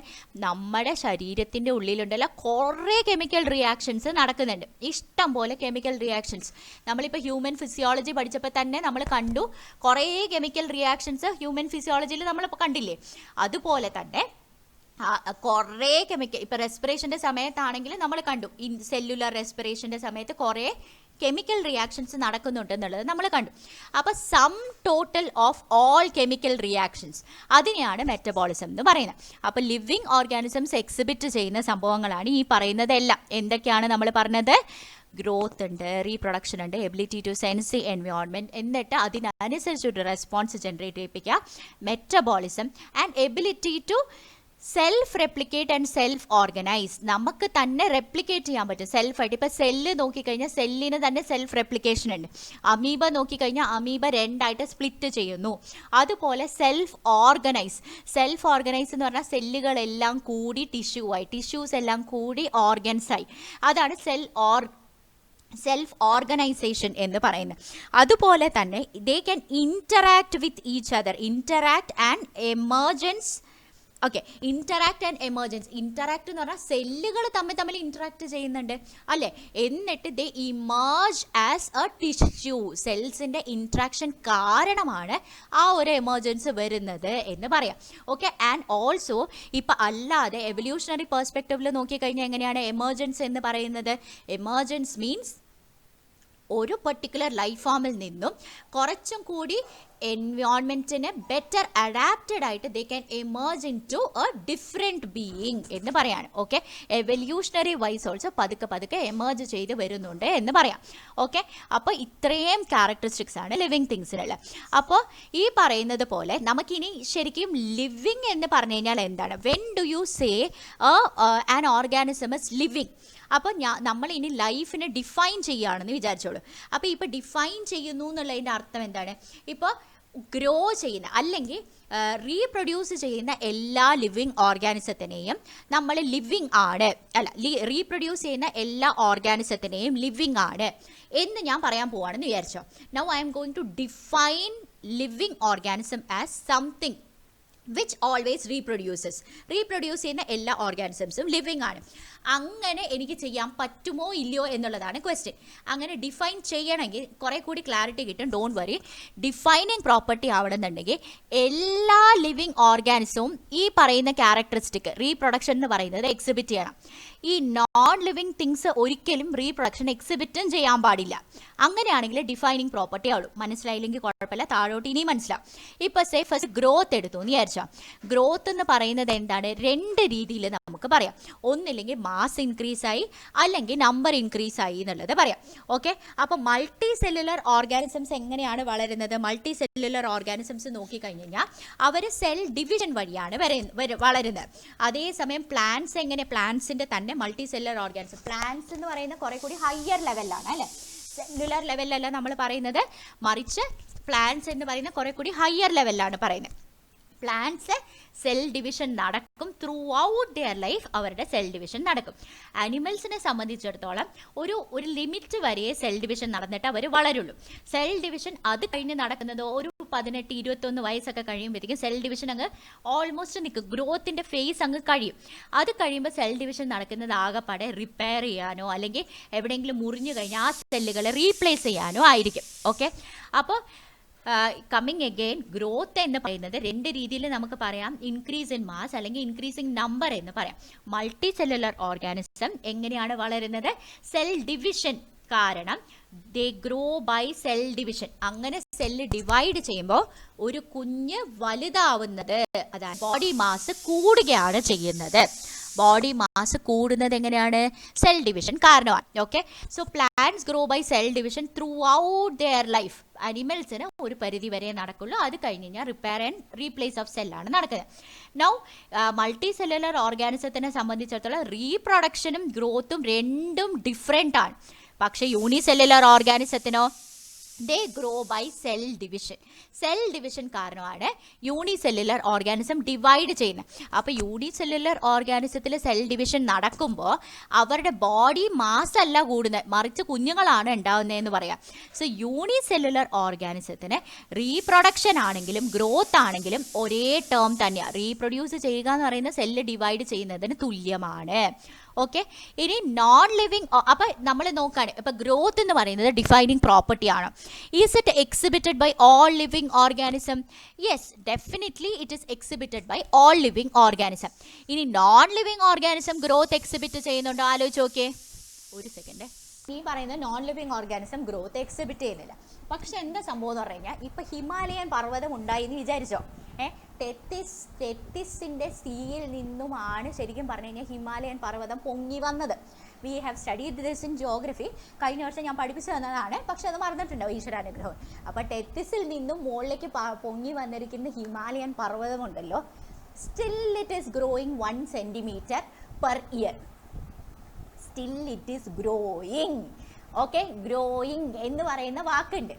പക്ഷേ there is a difference in the growth of non-living mountain and living human beings അല്ലെങ്കിൽ living organisms. അതെന്താണ് growth? Non living things exhibit ചെയ്യുന്ന ഗ്രോത്ത് എന്ന് പറയുന്നത് അക്യൂമുലേറ്റിംഗ് ഫ്രം ഔട്ട്സൈഡ്, പുറത്ത് നിന്നുള്ള അക്യൂമുലേഷൻ ആണ്. ഇപ്പോൾ ഒരു മണ്ണിൻ്റെ കട്ട തന്നെ വളർന്ന് വളർന്ന് വരുന്നത് പുറത്ത് മണ്ണിങ്ങനെ കൂട്ടി കൂട്ടി കൂട്ടി കൂട്ടി കൂട്ടി വെച്ചിട്ടാണ്. അതേസമയം ലിവിങ് തിങ്സ് ഗ്രോ ചെയ്യുന്നത് ഉള്ളിൽ നിന്നാണ്, because of the cell division which is happening inside. അതാണ് difference. But still everything which grows cannot be said as living things because it is exhibited by the non-living organism as well. So it cannot be a defining property. മനസ്സിലായോ? Okay, ഇനി okay, അടുത്തത് എന്താണ്? അടുത്തത് reproduction എടുത്തു എന്ന് വിചാരിച്ചോ. Reproduction, multi cellular ഓർഗാനിസത്തിൻ്റെ reproduction എന്ന് പറയുന്നത് കുഞ്ഞുങ്ങൾ പ്രൊഡ്യൂസിങ് പ്രോജനി അല്ലേ. അപ്പം അത് ആ കുഞ്ഞുങ്ങളെന്ന് പറയുന്നത് ഇപ്പം മനുഷ്യനുണ്ടാക്കി കഴിഞ്ഞാൽ പട്ടീനെ പോലെ ആയിരിക്കില്ല അവരുടെ ഫീച്ചേഴ്സ് അല്ലേ. അപ്പം മനുഷ്യനുണ്ടായാൽ മനുഷ്യൻ്റെ കുഞ്ഞ് എന്ന് പറയുന്നതിൻ്റെ ഫീച്ചേഴ്സ് എങ്ങനെ ഉണ്ടാവും? സിമിലർ ടു മനുഷ്യൻ, സിമിലർ ടു പേരൻസ് ആയിരിക്കും. ഓക്കെ, സോ മൾട്ടി സെല്ലുലർ ഓർഗാനിസത്തിൻ്റെ റീപ്രൊഡക്ഷൻ എന്ന് പറയുന്നത് producing multicellular organism reproduction is reproduction produces progeny with similar features as that of parents. അതേസമയം യൂണിസെല്ലുലർ ഓർഗാനിസം നമ്മൾ തൊട്ട് മുമ്പ് കണ്ടതേ ഉള്ളൂ. Cell division is synonymous to നമ്മുടെ റീപ്രൊഡക്ഷൻ എന്ന് നമ്മൾ പറഞ്ഞു. സെല്ല് ഡിവൈഡ് ചെയ്താൽ തന്നെ റീപ്രൊഡക്ഷനായി പല കേസസിലും, ആണോ അല്ലയോ? യൂണിസെല്ലുലർ ഓർഗാനിസത്തിൽ പല കേസസിലല്ല, ഇൻഫാക്ട് ഓൾ കേസിൽ അമീബയുടെ റീപ്രൊഡക്ഷൻ നമ്മൾ കണ്ടതാണ്. Now coming again, for reproduction to be a defining property, it should be exhibited by all living being and it should not be exhibited by living thing. Tell me if reproduction is a defining property or not. Okay, അപ്പോൾ നീ പറയുന്നത് defining property ആണെന്ന്. ആദ്യത്തെ growth തെറ്റി, രണ്ടാമത്തത് ഈശ്വരാനുഗ്രഹം കൊണ്ട് തെറ്റി. എന്താ കാരണം? Reproduction is not a defining property. Is it exhibited by all living things? ഇപ്പം കുട്ടികൾ ഉണ്ടാവാത്ത എത്രയോ കപ്പിൾസ് ഉണ്ട്. സ്റ്റെറൈൽ ബി എന്ന് പറയുന്ന എത്രയോ സ്റ്റെറൈൽ ബീസ് ഉണ്ട്. Reproduction is not exhibited by all, still they are living എന്ന് പറയാണ് അല്ലേ. Reproduction is not all inclusive. There are lot of organism like sterile bee പോലത്തെ കുറേ ബീസ്, അതുപോലെ കുട്ടികൾ ഉണ്ടാവാത്ത കപ്പിൾസ് എല്ലാം ലിവിങ് തിങ്സ് അല്ലേ. So it cannot be a defining property. Now coming to reproduction, reproduction തന്നെ സെക്ഷുവൽ ആവാം, asexual ആവാം. സെക്ഷുവൽ റീപ്രൊഡക്ഷൻ എന്ന് പറയുന്നത് ഹയർ ഓർഗാനിസം എക്സിബിറ്റ് ചെയ്യുന്നതാണ്, asexual എന്ന് പറഞ്ഞാൽ ലോവർ ഓർഗാനിസം എക്സിബിറ്റ് ചെയ്യുന്നതാണ്. അപ്പോൾ ഇതിൽ തന്നെ ഇപ്പോൾ asexual റീപ്രൊഡക്ഷൻ തന്നെ there are a lot of varieties of asexual reproduction. ഇപ്പോൾ ഫംഗസ് തന്നെ സ്പോർട്സ് വഴിയാണ് റീപ്രൊഡ്യൂസ് ചെയ്യുന്നത്. ഈസ്റ്റ് ഹൈഡ്ര പോലത്തെ സാധനം ബഡ്ഡിങ് വഴിയാണ് റീപ്രൊഡ്യൂസ് ചെയ്യുന്നത്. പ്ലെനേറിയ നോക്കിക്കഴിഞ്ഞാൽ regeneration or by fragmentation. Regeneration എന്ന് പറഞ്ഞാൽ ആക്സിഡൻ്റലി പൊട്ടിപ്പോയ അതിൽ നിന്നും വരുന്നതാണ്. ഫ്രാഗ്മെൻറ്റേഷൻ എന്ന് പറഞ്ഞാൽ അവനവൻ സ്വയം ചിന്തിക്കും, ഞാനിനി സ്പ്ലിറ്റ് ആവാൻ പോവുകയാണ്, എന്നിട്ട് ഫ്രാഗ്മെൻറ്റ് ആവും, എന്നിട്ട് ഓരോരോ ഫ്രാഗ്മെൻറ്റ്സും ഈ പറയുന്ന പോലെ പുതിയ ഓർഗാനിസമാണ്. We have already seen all these things in 10th standard അല്ലേ. അപ്പോൾ അതൊന്നുകൂടി പറഞ്ഞു തരണം. ഇല്ല, ഇതിനി പഠിക്കും നമ്മളിനി, ഇത് നന്നായിട്ട് ഇനിയും ഡീറ്റെയിൽ ആയിട്ട് പഠിക്കും. സോ റിയലി ഡസൻ മാറ്റർ, ഇത് ജസ്റ്റ് ഒന്ന് ഓടിച്ച് പറഞ്ഞു എന്നേ ഉള്ളൂ. അതുപോലെ fungus, filamentous algae, protonema of mosses, ഇങ്ങനത്തെയൊക്കെ സംഭവങ്ങളുണ്ടല്ലോ. മോസസിലെ പ്രോട്ടോനിമ എന്ന് പറയുന്ന വിഭാഗം, ആൽഗയിലെ ഫിലമെൻറ്റ്സ് എല്ലാം ഫ്രാഗ്മെൻറ്റേഷൻ വഴിയാണ് വളരുന്നത്. ഫ്രാഗ്മെൻറ്റേഷൻ എന്ന് പറയുന്നത് ഇപ്പോൾ സ്പൈറോഗൈറ പോലത്തെ സാധനങ്ങൾ. സ്പൈറോഗൈറ പച്ച കളർ നമ്മൾ പണ്ട് ആ ഫിഗർ കണ്ടത് ഓർമ്മയുണ്ടോ?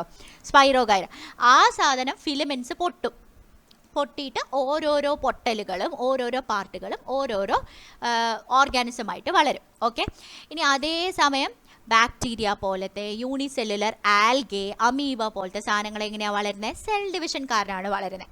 ഇതൊക്കെ നമ്മൾ already കണ്ടേക്കണത്. Now coming again, reproduction is also not all inclusive. Why all living organism may not exhibit ഈ പറയുന്ന റീപ്രൊഡക്ഷൻ എക്സിബിറ്റ് ചെയ്യണം എന്ന് ഒരു നിർബന്ധവും ഇല്ല എന്ന് പറയാം. മ്യൂൾസ് പോലത്തെ സാധനങ്ങൾ, mules, sterile worker bees, infertile ആയിട്ടുള്ള ഹ്യൂമൻ കപ്പിൾസ് എല്ലാം it is okay, they do not reproduce, still they are living എന്ന് പറഞ്ഞിട്ട് പറയാം. ഓക്കെ, അപ്പോൾ this is not an all inclusive character. Of course അതിൽ പക്ഷേ non living organism definitely they are not capable of reproducing and they can not replicate by itself. അതിൽ യാതൊരു സംശയമില്ല, non living objects reproduce ചെയ്യില്ല. Next one is metabolism.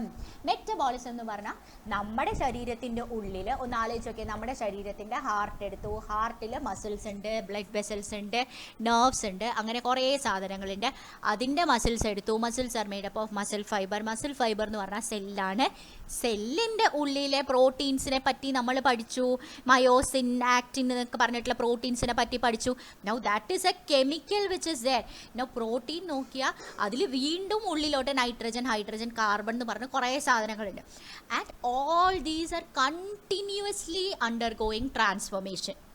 ഒരു chemical reaction നടക്കുന്നു, അത് ഉണ്ടാവുന്നു, അത് ഡിസ്ട്രോയ് ആവുന്നു, അത് ചേഞ്ച് ആവുന്നു, വീണ്ടും തിരിച്ചു വരുന്നു, എലിമിനേറ്റഡ് ആവുന്നു, പുറത്തു വരുന്നു.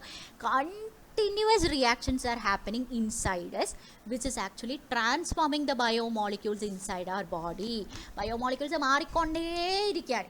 സോ ഈ sum total of all the നീ മ്യൂട്ട് പൊക്കമോളെ. Sum total of all the reactions which are happening inside our body, inside a living organism's body, അതിനെയാണ് നമ്മൾ ഈ പറയുന്നത് പോലെ മെറ്റബോളിസം എന്ന് പറയുന്നത്. എപ്പോഴും കെമിക്കൽ റിയാക്ഷൻസ് നടക്കുന്നുണ്ട്, മെറ്റബോളിക് റിയാക്ഷൻസ് നടക്കുന്നുണ്ട്, and simultaneously thousands of chemical reactions are happening inside our body. Okay, അപ്പോൾ അത് ഈ പറയുന്ന പോലെ നമ്മുടെ മാത്രമല്ല, യൂണിസെല്ലുലറിലും മൾട്ടി സെല്ലുലറിലും ഒക്കെ നടന്നുകൊണ്ടിരിക്കുന്നുണ്ട്. അപ്പോൾ ഈ നമ്മുടെ കുഞ്ഞസ്റ്റ് ദാറ്റ് ഈസ് അമീബ പോലത്തെ സാധനമാണെങ്കിലും പ്ലാന്റ്സ്, ആനിമൽസ്, ഫംഗസ്, മൈക്രോബ്സ് എല്ലാത്തിലും മെറ്റബോളിസം ഉണ്ടെന്ന് പറയാം. മെറ്റബോളിസം എന്ന് പറഞ്ഞാൽ എന്താ? സം ടോട്ടൽ ഓഫ് കെമിക്കൽ റിയാക്ഷൻസിനെയാണ് മെറ്റബോളിസം എന്ന് പറയുന്നത്. ഈശ്വരാനുഗ്രഹം കൊണ്ട് ഒരൊറ്റ നോൺ ലിവിങ് തിങ്സും മെറ്റബോളിസം എക്സിബിറ്റ് ചെയ്യില്ല. ഓക്കെ, സോ മെറ്റബോളിസം എന്ന് പറയുന്നത് ഇനി ഡിഫൈനിങ് പ്രോപ്പർട്ടി ആണോ അല്ലയോ? ഇതെങ്കിലും ശരിയായിട്ട് പറയണം. അപ്പോൾ പറഞ്ഞതുപോലെ ഇത് കറക്റ്റായിട്ട് പറഞ്ഞു. Metabolism is a defining property. Actually നമ്മൾ നേരത്തെ പറഞ്ഞതുപോലെ എല്ലാ ലിവിങ് ഓർഗാനിസംസും മെറ്റബോളിസം എക്സിബിറ്റ് ചെയ്യും. ഒരൊറ്റ നോൺ ലിവിങ് ഓർഗാനിസവും മെറ്റബോളിസം എക്സിബിറ്റ് ചെയ്യില്ല. ആകെപ്പാടെ നമുക്ക് ഒരേ ഒരു കാര്യം എന്താ വെച്ച് കഴിഞ്ഞാൽ, മെറ്റബോളിക് റിയാക്ഷൻസ് ഉണ്ടല്ലോ ബോഡിയുടെ പുറത്ത്.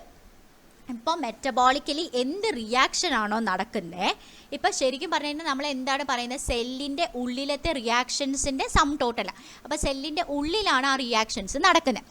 ആ റിയാക്ഷൻസിനെ സെല്ലിൻ്റെ പുറത്ത് വെച്ചിട്ട് നമുക്ക് ഡെമോൺസ്ട്രേറ്റ് ചെയ്ത് കാണിക്കാൻ പറ്റും.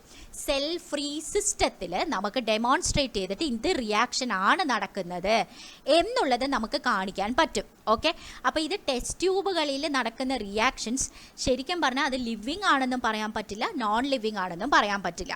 ഓക്കെ, അപ്പോൾ ഒന്നുകൂടി ഞാൻ ആ സെൻറ്റൻസ് വായിക്കാം. ടെക്സ്റ്റിലുള്ള സെൻറ്റൻസ് എന്താണെന്നറിയാം. ആ ടെക്സ്റ്റിലുള്ള സെൻറ്റൻസ് ചിലപ്പോൾ വായിച്ച കൺഫ്യൂഷൻ വരും. ഞാൻ കാണിച്ചു തരാം. ടെക്സ്റ്റിലുള്ള സെൻറ്റൻസ് എന്താണ്? ടെക്സ്റ്റിലുള്ള സെൻറ്റൻസ് എന്ന് പറഞ്ഞാൽ ദേ കിടക്കും. no non-living objects exhibit metabolism. Metabolic reactions, however, can be demonstrated outside the body in cell-free systems. Metabolic reactions ne namakku cellinte porathu bodyയുടെ സെല്ലിൻ്റെ പുറത്ത് ഡെമോൺസ്ട്രേറ്റ് ചെയ്ത് കാണിപ്പിക്കാൻ പറ്റും. ഓക്കെ, ഇങ്ങനെ isolated metabolic reactions outside the body of an organism performed in A test tube. അപ്പോൾ test ട്യൂബിൽ perform ചെയ്യുന്ന metabolic reactions, സെല്ലിൻ്റെ പുറത്ത് പെർഫോം ചെയ്യുന്ന മെറ്റബോളിക് റിയാക്ഷൻസ് ഐസൊലേറ്റ് ചെയ്ത് സെല്ലിൻ്റെ പുറത്ത് പെർഫോം ചെയ്യുന്ന ഐസൊലേറ്റഡ് ആയിട്ടുള്ള മെറ്റബോളിക് റിയാക്ഷൻസ് ലിവിങ്ങും അല്ല നോൺ ലിവിങ്ങും അല്ല. ഓക്കെ, അപ്പോൾ മെറ്റബോളിസം എന്ന് പറയുന്നത് ലിവിങ് ഓർഗാനിസത്തിൻ്റെ ഒരു ഡിഫൈനിങ് ഫീച്ചർ തന്നെയാണ് വിത്തൗട്ട് എക്സെപ്ഷൻ. എന്തുകൊണ്ടാണ്? All living organism exhibit metabolism and no non living things, no non-living organism exhibit metabolism. പക്ഷേ ഐസൊലേറ്റഡ് ആയിട്ട് മെറ്റബോളിക് റിയാക്ഷൻസിനെ എനിക്ക് ഡെമോൺസ്ട്രേറ്റ് ചെയ്ത് കാണിക്കാൻ പറ്റും. എവിടെ കാണിക്കാൻ പറ്റും? ഇൻ വിട്രോ എൻവയോൺമെൻറ്റിൽ കാണിക്കാൻ പറ്റും. അതായത് ബോഡിയുടെ പുറത്ത്, സെല്ലിൻ്റെ പുറത്ത് നമുക്ക് ഇൻവിട്രോ ആയിട്ട് ചെയ്യാൻ പറ്റും എന്ന് പറയാം. അതായത് ഈ ടെസ്റ്റ് ട്യൂബ് ബേബീസിനൊക്കെ ഉണ്ടാക്കില്ലേ, അതൊക്കെ ഇൻവിട്രോ ഫെർട്ടിലൈസേഷൻ വഴിയാണ് ഉണ്ടാകുന്നത്. ഇൻവിട്രോ ആയിട്ട് ഇതാണ് ഇൻവിട്രോ എന്ന് പറയുന്നത്. ഓക്കെ, ഇങ്ങനെ നമുക്ക് ഈ പറയുന്നത് പോലെ റിയാക്ഷൻസ് ആണെങ്കിലും ലിവിങ് റിയാക്ഷൻസിനെ നമുക്ക് പുറത്ത് ലാബുകളിൽ എക്സിബിറ്റ് ചെയ്ത് കാണിക്കാൻ പറ്റും. They are considered not living and not non living. Non ലിവിങ്ങും അല്ല ലിവിങ്ങും അല്ല, it is just chemical living reactions എന്നാണ് അവരെ പറയുന്നത്. So isolated in vitro metabolic reactions are living reactions, but they are not living things. Living things എന്ന് പറയാൻ പറ്റില്ല. സംഭവം മനസ്സിലായോ എന്താണ്? Now coming to consciousness. അപ്പം നമ്മൾ ഇതുവരെ എന്തൊക്കെ പറഞ്ഞു? ഗ്രോത്തിനെ പറ്റിയിട്ട് പറഞ്ഞു, ഗ്രോത്ത് ഡിഫൈനിങ് പ്രോപ്പർട്ടി അല്ല എന്നുള്ളത് പറഞ്ഞു, പിന്നെ റീപ്രൊഡക്ഷനെ പറ്റി പറഞ്ഞു, പിന്നെ മെറ്റബോളിസത്തിനെ പറ്റി പറഞ്ഞു. ഇനി നമ്മൾ പറയാൻ പോകുന്നത് കോൺഷ്യസ്നെസ് ആണ്. ഓക്കെ, അപ്പോൾ ഈ കോൺഷ്യസ്നെസ് എന്ന് പറയുന്നത് എന്താണെന്ന് പറഞ്ഞു കഴിഞ്ഞാൽ നമുക്ക് നമ്മുടെ ചുറ്റുപാടുകളെ സെൻസ് ചെയ്യാൻ പറ്റും. We are able to sense our surroundings or environment. എന്നിട്ട് എന്താണോ നമ്മുടെ എൻവയോൺമെൻറ്റൽ സ്റ്റിമുലൈ ഉള്ളത്, സ്റ്റിമുലൈ എന്താണോ വന്നിരിക്കുന്നത് അതിനനുസരിച്ച് നമുക്ക് റെസ്പോണ്ട് ചെയ്യാനുള്ള കഴിവ്, അതിനെയാണ് നമ്മൾ കോൺഷ്യസ്നെസ് എന്ന് പറയുന്നത്. So what is consciousness? Ability to sense surrounding and respond to the environmental stimuli. അപ്പോൾ ഈ പറയുന്നത് പോലെ സ്റ്റിമുലൈ എന്ന് പറയുന്നത് ഫിസിക്കൽ ആവാം, കെമിക്കൽ ആവാം, ഓർ ബയോളജിക്കൽ സ്റ്റിമുലൈ ആവാം. ഫിസിക്കൽ എന്ന് പറഞ്ഞാൽ ഒരാൾ നമ്മളെ പിടിച്ച് ഇടിച്ചു, ഫിസിക്കൽ. കെമിക്കൽ എന്ന് പറയുന്നത് നല്ല നാറ്റം വരുന്നുണ്ട്, കെമിക്കൽ സ്റ്റിമുലൈ. അതുപോലെ ബയോളജിക്കൽ, ഈ പറയുന്നത് പോലെ എന്താണ് നമ്മൾ ഭക്ഷണം കഴിക്കുന്നത് ബയോളജിക്കൽ സ്റ്റിമുലൈ, ഉള്ളിൽ ബയോളജി അല്ലെങ്കിൽ വിശപ്പ് വരുന്നത് biological stimuli. All these things are different kind of stimuli. ഇതിനെ എനിക്ക് സെൻസ് ചെയ്യാൻ, നമ്മുടെ ശരീരത്തിന് സെൻസ് ചെയ്യാനും ലിവിങ് ഓർഗാനിസത്തിന് സെൻസ് ചെയ്യാനും അതിനനുസരിച്ച് റെസ്പോണ്ട് ചെയ്യാനുള്ള കഴിവാണ് കോൺഷ്യസ്നെസ് എന്ന് പറയുന്നത്. അപ്പോൾ പ്ലാന്റ്സിന് എന്തൊക്കെയാണ്? പ്ലാന്റ്സ് എന്തിനൊക്കെയാണ് റെസ്പോണ്ട് ചെയ്യുന്നത്? ലൈറ്റ്, വെള്ളം, ടെമ്പറേച്ചർ, പൊല്യൂട്ടൻസ് ഉണ്ടെങ്കിൽ ഒക്കെ, പൊല്യൂട്ടൻസ് ഒക്കെ ഉണ്ടെങ്കിൽ ഉണ്ടല്ലോ ലിച്ചൻസ് എന്ന് പറയുന്ന സാധനമുണ്ട്. ലിച്ചൻസ് എവിടെയാണുള്ളതെന്ന് അറിയോ? ലിച്ചൻസ് എന്ന് പറയുന്നത് പൊല്യൂഷൻ, ശരിക്കും പൊല്യൂഷൻ ഇല്ലാത്ത സ്ഥലത്ത് വളരുന്ന ലിച്ചൻസ് ഉണ്ട്. പൊല്യൂഷൻ ഇല്ലാത്ത സ്ഥലത്ത് വളരുന്ന ലിച്ചൻസ് എന്ന് പറഞ്ഞു കഴിഞ്ഞാൽ ഒരു സിംബയോട്ടിക് അസോസിയേഷനാണ്. സിംബയോട്ടിക് എന്ന് പറഞ്ഞു കഴിഞ്ഞാൽ എന്താണ്? എനിക്ക് നീയുമായിട്ടുള്ള അസോസിയേഷൻ നല്ലതാണ്, നിനക്ക് ഞാനുമായിട്ടുള്ള അസോസിയേഷൻ നല്ലതാണ്. അതാണ് സിംബയോട്ടിക് അസോസിയേഷൻ എന്ന് പറയുന്നത്. അപ്പോൾ ലിച്ചൻസ് എന്ന് പറയുന്നത് ആൽഗയും ഫംഗസും തമ്മിലുള്ള ഒരു സിംബയോട്ടിക് അസോസിയേഷനാണ്. അപ്പോൾ പൊല്യൂഷൻ ഇല്ലാത്ത സ്ഥലത്ത് നല്ല കളർഫുള്ളായിട്ട് ലിച്ചൻസ് വളരും. പക്ഷേ ഭയങ്കര പൊല്യൂഷൻ ഉള്ള ഇൻഡസ്ട്രിയൽ ഏരിയാസിലൊക്കെ കറുത്ത കളർ ലിച്ചൻസ് ആയിരിക്കും വളരുന്നത്. അല്ലെങ്കിൽ ചിലപ്പോൾ ലിച്ചൻസ് കംപ്ലീറ്റ്ലി നശിച്ചു പോകുമെന്ന് പറയാം. സോ ഈ പറയുന്നത് പോലെ പൊല്യൂഷൻ എന്ന് പറയുന്നതിനും നമ്മുടെ ലിവിങ് ഓർഗാനിസംസ് റെസ്പോണ്ട് ചെയ്യും. Okay, so plants respond to a lot of things, light, water, temperature, pollutants. അതുപോലെ പല ബാക്കി ഓർഗാനിസംസ് വരുന്നത്, ശരിക്കും പറഞ്ഞു കഴിഞ്ഞാൽ ബാക്കി ഓർഗാനിസംസ് വരുന്നതിന് എവല്യൂഷനിൽ വലിയ പങ്കുണ്ട് കേട്ടോ. എന്ന് വെച്ചാൽ വലിയ ചെടികൾ ആക്ച്വലി വരുന്നത് പലപ്പോഴും ഉണ്ടല്ലോ പ്രൊട്ടക്ഷന് വേണ്ടിയിട്ടാണ്. ഈ ചെറിയ ചെടികൾ വന്നിട്ട് ഇതിനെ കഴിക്കും എന്ന് പറയുമ്പോഴത്തേക്കും ഓട്ടോമാറ്റിക്കലി അത് അങ്ങനെ ഒരു തിയറിയും കൂടി ഉണ്ട്. ഈ പ്ലാന്റ്സിന് പൊക്കം വയ്ക്കാൻ കാരണം ഇറ്റ് ഈസ് ബിക്കോസ് ഒന്ന് സൺലൈറ്റ് കൂടുതൽ ട്രാപ്പ് ചെയ്യാൻ, രണ്ടാമത് ഈ ചെറിയ ജീവികളിൽ നിന്ന് രക്ഷപ്പെടാനായിട്ട്. ഓക്കെ, അപ്പോൾ അതർ ഓർഗാനിസത്തിന് ആണെങ്കിൽ പോലും പതുക്കെ എവല്യൂഷണറി റെസ്പോൺസ് ഉണ്ടാവും എന്ന് പറയാം. അതുപോലെ തന്നെ photoperiod effect for seasonal breeders in plants and animals. ഇപ്പോൾ പ്ലാന്റ്സിനും അനിമൽസിനും ഫോട്ടോ പീരിയഡ് എഫക്റ്റ് എന്ന് പറയുന്ന സാധനമുണ്ട്. അതായത് സൺലൈറ്റ് എത്ര നേരം അവൈലബിൾ ആണ്, അതിനെയാണ് ഫോട്ടോ പീരിയഡ് എന്ന് പറയാം. ഓക്കെ, അപ്പോൾ അത് അനുസരിച്ചിട്ട് പ്ലാന്റ്സിൻ്റെ നിറം മാറും. ചിലപ്പോൾ റീപ്രൊഡക്റ്റീവ് ഫേസ് അതിനനുസരിച്ചിട്ടായിരിക്കും വരുന്നത്. ഈ പറയുന്നത് പോലെ നമുക്ക് ഫോൾ സീസൺ എന്ന് പറഞ്ഞിട്ടൊരു സംഭവമുണ്ട്. നമുക്കത് കൃത്യമായിട്ട് അറിയത്തില്ല, പക്ഷേ ഫോൾ സീസണിൻ്റെ ഒക്കെ പടങ്ങളൊക്കെ ഭയങ്കരമായിട്ട് നമ്മുടെ സ്ക്രീൻ സേവറായിട്ട് വരുന്ന സംഭവമാണ്. പല പല പല കളേഴ്സ് ഉണ്ട്. അപ്പോൾ യു എസിലൊക്കെ നമ്മൾ നോക്കിക്കഴിഞ്ഞ് കഴിഞ്ഞാൽ യു എസിൽ ഈ ഫോൾ സീസണിൻ്റെ കറക്റ്റായിട്ടുള്ള പല കളേഴ്സിലായിരിക്കും വരുന്നത്. നല്ല brown colour, yellow colour, red colour, ഭയങ്കര ഭംഗിയാണ് കാണാൻ. അപ്പോൾ അതിൽ അവിടെയായിട്ട് അത് ആ റെഡൊക്കെ നല്ല ഭംഗിയാണ് ശരിക്കും ആ റെഡ് കാണാനായിട്ട്. അപ്പോൾ കുറേ നിരത്തി പിടിച്ച് ചെടികളുള്ള മരങ്ങളുള്ള സ്ഥലത്തേക്കാണ് ഫോൾ സീസണിൻ്റെ സമയത്ത് ടൂർ തന്നെ പോകുന്നത്. ഇറ്റ് ഈസ് ബിക്കോസ് ആ ഫോട്ടോ പീരിയഡിൻ്റെ എഫക്റ്റ് ആണെന്ന് പറയാം. ആ ഫോട്ടോ പീരിയഡ് എഫക്റ്റ് എന്ന് പറഞ്ഞാൽ ഇപ്പോൾ യു എസിലൊക്കെ നോക്കിയാൽ കറക്റ്റായിട്ട് വിൻ്ററൊക്കെ ആകുമ്പോഴത്തേക്കും ഏതാണ്ട് 4 മണിക്കൂറേ സൂര്യനെ തന്നെ കാണാൻ പറ്റുള്ളൂ. 10 മണിക്ക് ഉദിച്ചിട്ട് 2 മണിയാകുമ്പോഴത്തേക്ക് ഇരുട്ടാവും. ഇരുട്ടെന്ന് പറഞ്ഞു കഴിഞ്ഞാൽ പക്കാ ഇരുട്ടാവും. ഓക്കെ, അപ്പം നമുക്ക് 7 മണി വരെ ഇരിക്കുക, വൈകിട്ട് 7 മണി വരെ ഓഫീസിലിരിക്കുക എന്ന് പറഞ്ഞാൽ രാത്രി പാതിരാത്രി വരെ നമ്മൾ ജോലി ചെയ്യിപ്പിക്കുന്നുണ്ടെന്നുള്ള ഫീലിംഗ് ആണ് വരുന്നത്. അപ്പോൾ ഈ ഫോട്ടോ പീരിയഡ് എഫക്റ്റ് എന്ന് പറയുന്നത് പ്ലാന്റ്സിനൊക്കെ ഭയങ്കര കൂടുതലാണ്. അതുപോലെ ആനിമൽസ് ആണെങ്കിൽ പോലും ഹൈബർനേഷന് പോകുന്ന ഭയങ്കരമായിട്ട് ഉറങ്ങാൻ പോകുന്ന ആനിമൽസ് ഉണ്ട്. അതുപോലെ എയ്സ്റ്റിവേഷൻ സമ്മർ സീസൺ ഉറങ്ങാൻ പോകുന്ന ആനിമൽസ് ഉണ്ട്. അതുപോലെ തന്നെ ഫോട്ടോ പീരിയഡ് കാരണം തന്നെയാണ് റീപ്രൊഡക്ഷൻ നടത്തുന്ന ആനിമൽസ് ഉണ്ട്. എന്താണ് അതിനനുസരിച്ചിട്ടുള്ള ഫോട്ടോ പീരിയഡ് വരുമ്പോൾ റീപ്രൊഡക്ഷൻ നടത്തുന്ന ആനിമൽസ് ഉണ്ട്. അതുപോലെ അങ്ങനെ കുറേ സംഭവങ്ങൾ പ്ലാന്റ്സിനെ ആണെങ്കിലും അനിമൽസിനെങ്കിലും എഫക്റ്റ് ചെയ്യുമെന്ന് പറയാം. നൗ കമ്മിങ് ടു ഹ്യൂമൻ ബീങ്സിനെ നോക്കിക്കഴിഞ്ഞാൽ നമുക്ക് സെൽഫ് കോൺഷ്യസ്നെസ്സും കൂടിയുണ്ട്. സെൽഫ് കോൺഷ്യസ്നെസ് എന്ന് പറഞ്ഞാൽ അവനവനെ കുറിച്ചുള്ള അറിവ് കൂടി ഹ്യൂമൻ ബീങ്സിനുണ്ട് എന്ന് പറയാണ്. ഓക്കെ, അപ്പോൾ എല്ലാ organisms human beings are the only organism who is aware of himself. അതുകൊണ്ട് സെൽഫ് കോൺഷ്യസ്നെസ് ഉണ്ട് എന്ന് പറയും. Consciousness definitely is a defining property of living things. No non living things have consciousness എന്ന് പറയാണ്. ഓക്കെ, പക്ഷേ human ബീങ്സിനെ സംബന്ധിച്ചിടത്തോളം ഉണ്ടല്ലോ ലിവിങ് സ്റ്റേറ്റ് എന്താണെന്ന് ഡിഫൈൻ ചെയ്യാൻ it is even more complex. എന്തുകൊണ്ടാണ് കൂടുതൽ കോംപ്ലെക്സ് ആണെന്ന് പറയുന്നത്? എക്സാമ്പിൾ, ഇപ്പോൾ ഒരു കോമയിൽ കിടക്കുന്ന പേഷ്യൻ്റ് ഉണ്ടെന്ന് വിചാരിച്ചോ. അപ്പോൾ പുള്ളിക്കാരനെ കോമയിൽ കിടക്കുന്ന പേഷ്യൻസിനെ സപ്പോർട്ട് ചെയ്യുന്നത് ഫുള്ളി മെഷീൻസ് ആയിരിക്കും. ഹാർട്ടിനെ റീപ്ലേസ് ചെയ്തിട്ട് ഒരു മെഷീൻ ഉണ്ടാവും, ലങ്സിനെ റീപ്ലേസ് ചെയ്തിട്ട് ഒരു മെഷീൻ ഉണ്ടാവും. Totally he will be supported by machines എന്ന് പറയാം. അപ്പോൾ the patient is otherwise brain dead. Okay, ആ പേഷ്യൻറ്റിനെ സംബന്ധിച്ചിടത്തോളം കോൺഷ്യസ്നെസ് ഇല്ല. നിങ്ങൾ പുറത്തുനിന്ന് എന്ത് ചെയ്താലും ആ പുള്ളിക്കാരനെ റെസ്പോണ്ട് ചെയ്യാൻ പറ്റില്ല. സെൽഫ് കോൺഷ്യസ്നെസ്സും ഇല്ല. Still we say that person is living എന്ന് പറയും അല്ലേ. അപ്പോൾ കോൺഷ്യസ്നെസ് ഇല്ല, റീപ്രൊഡക്ഷൻ ഇല്ല, ഈ പറയുന്നത് പോലെ ഗ്രോത്ത് ഇല്ല, വേറെ ഒന്നുമേ ഇല്ല. Everything is supported by literally machines എന്ന് പറയാം. Still we can say that he is living എന്ന് പറയും. പക്ഷേ still is it a question. അത് ലിവിങ് ആണോ നോൺ ലിവിങ് ആണോ എന്നുള്ളത് ഒരു വലിയ ക്വസ്റ്റ്യൻ തന്നെയാണ് അല്ലേ. In the patient has no self consciousness as well. അപ്പോൾ ഇതാണ് നമുക്ക് ലിവിങ് ആണോ നോൺ ലിവിങ് ആണോ എന്നുള്ളതിനെ പറ്റി ഡിഫൈൻ ചെയ്യുന്ന ബേസിക് ആയിട്ടുള്ള സംഭവങ്ങൾ. അപ്പോൾ എന്തൊക്കെയാണ് നമ്മൾ പഠിച്ചത്? ബയോളജി എന്താണെന്ന് പഠിച്ചു, എന്താണ് ലിവിങ് എന്നുള്ളത് പഠിച്ചു. ലിവിങ് എന്ന് പറയുന്നതിനെ ഡിഫൈൻ ചെയ്യണം എന്നുണ്ടെങ്കിൽ it should be exhibited by all living organism and not by any non living things എന്ന് പറഞ്ഞു. അപ്പോൾ അതിൻ്റെ ഗ്രോത്തിൻ്റെ കാര്യം പറഞ്ഞു. ഗ്രോത്ത് എന്താണ്? യൂണിസെല്ലുലർ ഓർഗാനിസത്തിൻ്റെ ഗ്രോത്ത് എന്ന് പറഞ്ഞാൽ എന്താ? മൾട്ടി സെല്ലുലർ ഓർഗാനിസത്തിൻ്റെ ഗ്രോത്ത് എന്ന് പറഞ്ഞു കഴിഞ്ഞാൽ എന്താണ്? ഇനി എന്തുകൊണ്ട് ഗ്രോത്ത് ഡിഫൈനിങ് പ്രോപ്പർട്ടി അല്ല? നോൺ ലിവിങ് തിങ്സ് ഗ്രോ ചെയ്യും even when the growth exhibited by non living things is different എന്നുള്ളത് പറഞ്ഞു. പിന്നെ നമ്മൾ പറഞ്ഞത് റീപ്രൊഡക്ഷനെ പറ്റിയിട്ടാണ്. റീപ്രൊഡക്ഷൻ യൂണിസെല്ലുലറിൽ എങ്ങനെയാണ്, മൾട്ടി സെല്ലുലറിൽ എങ്ങനെയാണെന്ന് പറഞ്ഞു. റീപ്രൊഡ്യൂസ് ചെയ്യാത്ത കുറേ ജീവികളുണ്ട്. So reproduction is not all inclusive എന്ന് പറഞ്ഞു. മെറ്റബോളിസം എന്താണ്? Metabolism is a defining property എന്ന് പറഞ്ഞു. ഈവൻ വെൻ ഐസൊലേറ്റഡ് ആയിട്ടുള്ള ഇൻവിട്രോ സൊല്യൂഷൻസിലൊക്കെ ഇൻവിട്രോ എൻവയോൺമെൻറ്റിൽ, അതായത് സെല്ലിൻ്റെ പുറത്തുള്ള എൻവയോൺമെൻറ്റിൽ മെറ്റബോളിക് റിയാക്ഷൻസ് നമുക്ക് ഡെമോൺസ്ട്രേറ്റ് ചെയ്യാൻ പറ്റും.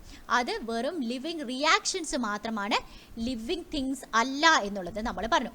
പിന്നെ കോൺഷ്യസ്നെസ് എന്താണ്? നമുക്ക് സ്റ്റിമുലൈ വരുമ്പോൾ അതിന് റെസ്പോണ്ട് ചെയ്യാൻ പറ്റുന്നതാണ് കോൺഷ്യസ്നെസ്.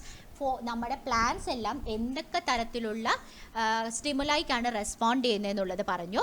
എന്നിട്ട് ഹ്യൂമൻ ബീങ്സിന് മാത്രമാണ് സെൽഫ് കോൺഷ്യസ്നെസ് ഉള്ളത് എന്നുള്ളത് പറഞ്ഞു. ഓക്കെ, അത് കഴിഞ്ഞിട്ട് കോൺഷ്യസ്നെസ് എന്ന് പറയുന്നത് is a defining property of living things എന്നുള്ളതും പറഞ്ഞു.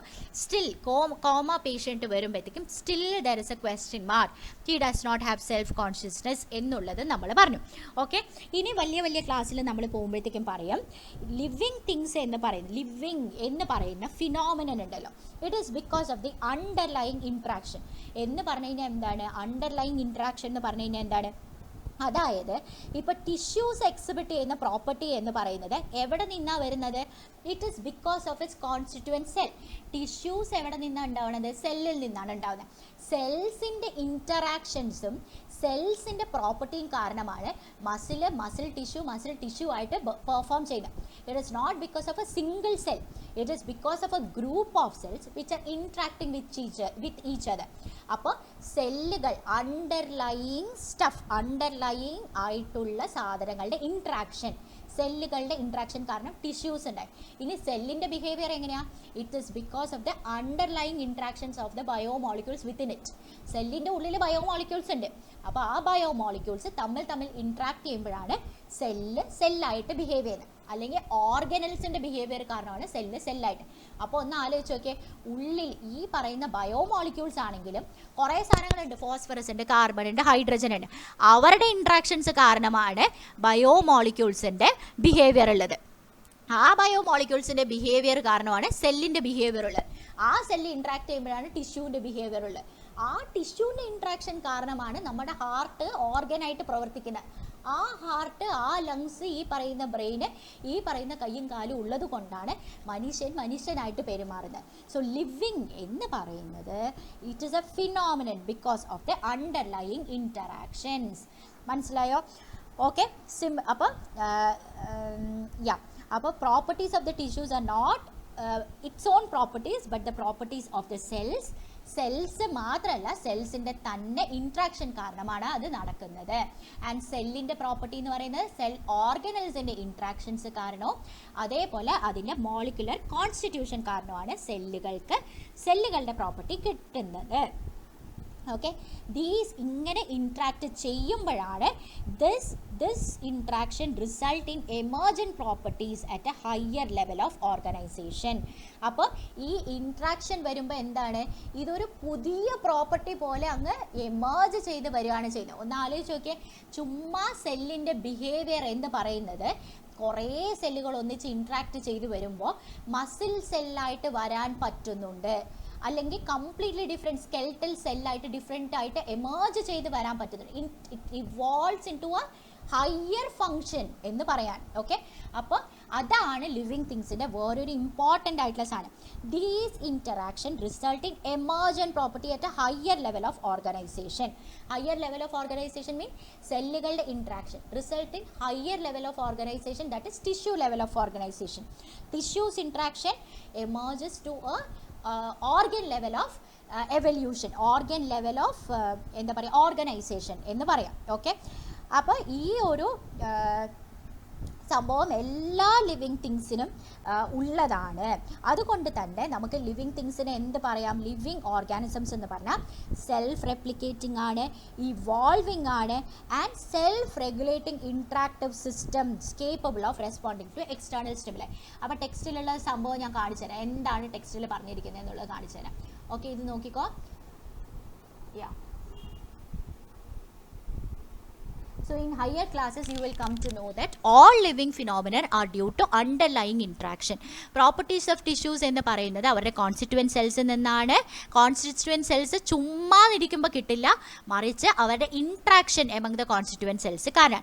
Similarly, the property of cellular organelles are not present in molecular constitution of the organelle but arise as a result of interaction among the molecular components comprising the organelle. Organelle ചുമ്മാ molecular components കാരണമല്ല കിട്ടുന്നത്, മറിച്ച് molecular components interact ചെയ്യുമ്പോഴാണ് കിട്ടുന്നത്. These interactions result in emergent property at a higher level. Molecular components interact ചെയ്യുമ്പോൾ they emerge into a higher level of organisation, that is they become a cell organelle. Cell organelle തമ്മിൽ interact ചെയ്യുമ്പോൾ they emerge into a higher level of organisation which is a cell. അങ്ങനെയാണ് emerge into a different level of organisation എന്ന് പറയുന്നത്. So ഈ phenomenon എന്ന് പറയുന്നത്, this phenomenon is true in hierarchy of organisational complexity at all level. Organs interact ചെയ്തിട്ട് organ system ആവുന്ന ലെവലാണെങ്കിലും organ system interact ചെയ്തിട്ട് organism ആവുന്ന ലെവലിലും ഈ ഒരു ഇൻട്രാക്ഷൻ കാരണമാണ് എവല്യൂഷൻ നടക്കുന്നതെന്നുള്ളത് സത്യം തന്നെയാണെന്നാണ് പറയുന്നത്. Therefore V can say that living organisms എന്ന് പറയുന്നത് എന്താണ്? സെൽഫ് റെപ്ലിക്കേറ്റിംഗ് ആണ്, ഇവോൾവിംഗ് ആണ്. അതായത് ഒരു ലെവൽ ഓഫ് ഇൻട്രാക്ഷനിൽ നിന്നും വലിയൊരു ലെവൽ ഓഫ് ഇൻട്രാക്ഷനിലേക്ക് വരുന്നുണ്ട്, വലിയ ലെവൽ ഓഫ് ഓർഗനൈസേഷനിലേക്ക് വരുന്നുണ്ട്. And have self replicating interactive system capable, self-regulating interactive system. Self-regulating interactive systems ആണ്. ദിയ ഓടുമ്പോൾ ഓട്ടോമാറ്റിക്കലി റെഗുലേറ്റഡ് ആണ്. നമ്മുടെ ഉള്ളിലത്തെ ഹാർട്ട് ബീറ്റ് കൂടുന്നു, ലങ്സിൻ്റെ പ്രവർത്തനം കൂടുന്നു, ഡൈജഷൻ കുറയുന്നു. This is self regulating interactive സിസ്റ്റമാണ് ഇതിൻ്റെ ഉള്ളിലുള്ളത്. Capable of responding to external stimuli. അതിനെയാണ് നമ്മൾ ലിവിങ് ഓർഗാനിസം എന്ന് പറയുന്നത്. Okay, so living organisms are self-replicating, evolving, self-regulating interactive system capable of responding to external stimuli. അപ്പോൾ ഇതാണ് അതിൻ്റെ ലിവിങ് ഓർഗാനിസത്തിൻ്റെ ഇപ്പോഴത്തെ ഡെഫിനിഷൻ എന്ന് പറയുന്നത്. So biology is A story of life on earth അല്ലേ. അപ്പോൾ biology is A story of evolution of living organism on earth. എങ്ങനെ living organism evolve ചെയ്ത് വന്നു. ഓൾ ലിവിങ് ഓർഗാനിസം, പ്രസൻറ്റിലുള്ളതും പാസ്റ്റിലുള്ളതും ഇനി ഫ്യൂച്ചറിൽ വരാനുള്ള എല്ലാ ലിവിങ് ഓർഗാനിസംസും തമ്മിൽ ലിങ്ക്ഡ് ആണ്. Because we share A common genetic material. പക്ഷേ എത്രമാത്രം കോമൺ ആയിട്ടുള്ള ജനറ്റിക് മെറ്റീരിയൽ ഉണ്ട് എന്നുള്ളത് it varies depending on different living organisms എന്ന് പറയാം. ഓക്കെ, അപ്പോൾ അതാണ് ഫസ്റ്റ് പോർഷൻ എന്ന് പറയുന്നത്. ഇനി നമ്മൾ പഠിക്കാൻ പോകുന്നത് ആക്ച്വൽ ചാപ്റ്ററിലേക്ക് വരാൻ പോവാണ്. ഓക്കെ, നമ്മളിനി അടുത്ത് പഠിക്കാൻ പോകുന്നത് ബയോഡൈവേഴ്സിറ്റി എന്താണ്. ഇത്രയും ഡൈവേഴ്സ് ആയിട്ടുള്ളപ്പോൾ നമുക്കതിനെ പഠിക്കണം. അതിന് ആദ്യം പേര് കൊടുക്കണം. അപ്പോൾ പേര് കൊടുക്കുന്നത് എങ്ങനെയാണ്, എന്തിൻ്റെ അടിസ്ഥാനത്തിലാണ് പേര് കൊടുക്കുന്നത്.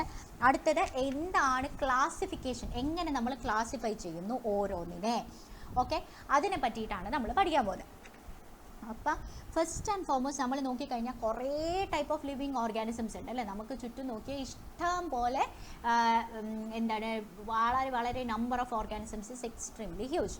1.7 to 1.8 മില്യൺ സ്പീഷീസ് ആണ് നമ്മൾക്ക് അറിയാവുന്നത്. ഇനി അറിയാത്തത് കുറേ ഉണ്ട്. ഇപ്പോൾ ആമസോണിൻ്റെ ഫോറസ്റ്റിൻ്റെ ഉള്ളിൽ പോയി നോക്കിക്കഴിഞ്ഞാൽ there are lot of species which are yet to be discovered എന്ന് പറയാണ്. ഓക്കെ, അത്രയും വെറൈറ്റി ഓഫ് സ്പീഷീസ് നമുക്കിപ്പോൾ അറിയാം. 1.7 to 1.8 million which is actually known and described എന്ന് പറയാം.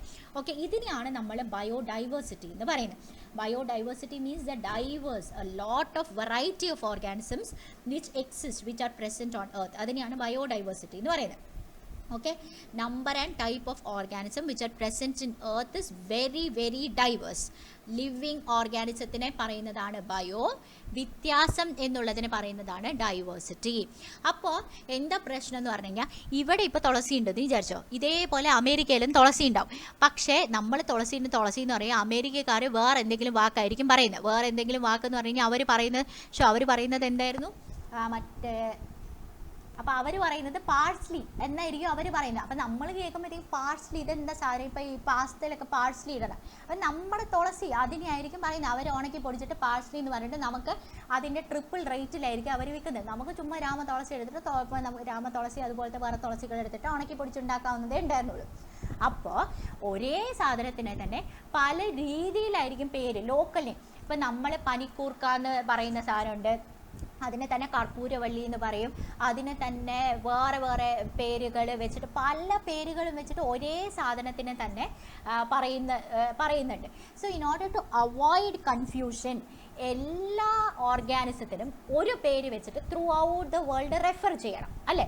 ഒരേ സാധനം തുളസീനെ കറക്റ്റ് പേര് വെച്ചിട്ട് എല്ലാവരും പറഞ്ഞു കഴിഞ്ഞാൽ നമുക്ക് ഈ കൺഫ്യൂഷനൊന്നുമില്ല, ഒരു പ്രശ്നവുമില്ല അല്ലേ. ഇതിനെയാണ് നമ്മൾ സയൻറ്റിഫിക് നെയിം എന്ന് പറയുന്നത്. ഓക്കെ, അപ്പോൾ ആ സയൻറ്റിഫിക് നെയിം ഇടാനായിട്ട് കുറേ പ്രോസസ്സസ് ഉണ്ട്. സോ അപ്പോൾ നോമൻക്ലേച്ചർ എന്തിനാണ് important? In order to avoid confusion, because local names എന്ന് പറയുന്നത് ഇഷ്ടം പോലെ ഉണ്ടാവും. So in order to avoid that we create എന്താണ് സയൻറ്റിഫിക് നെയിം എന്ന് പറയുന്ന സാധനം.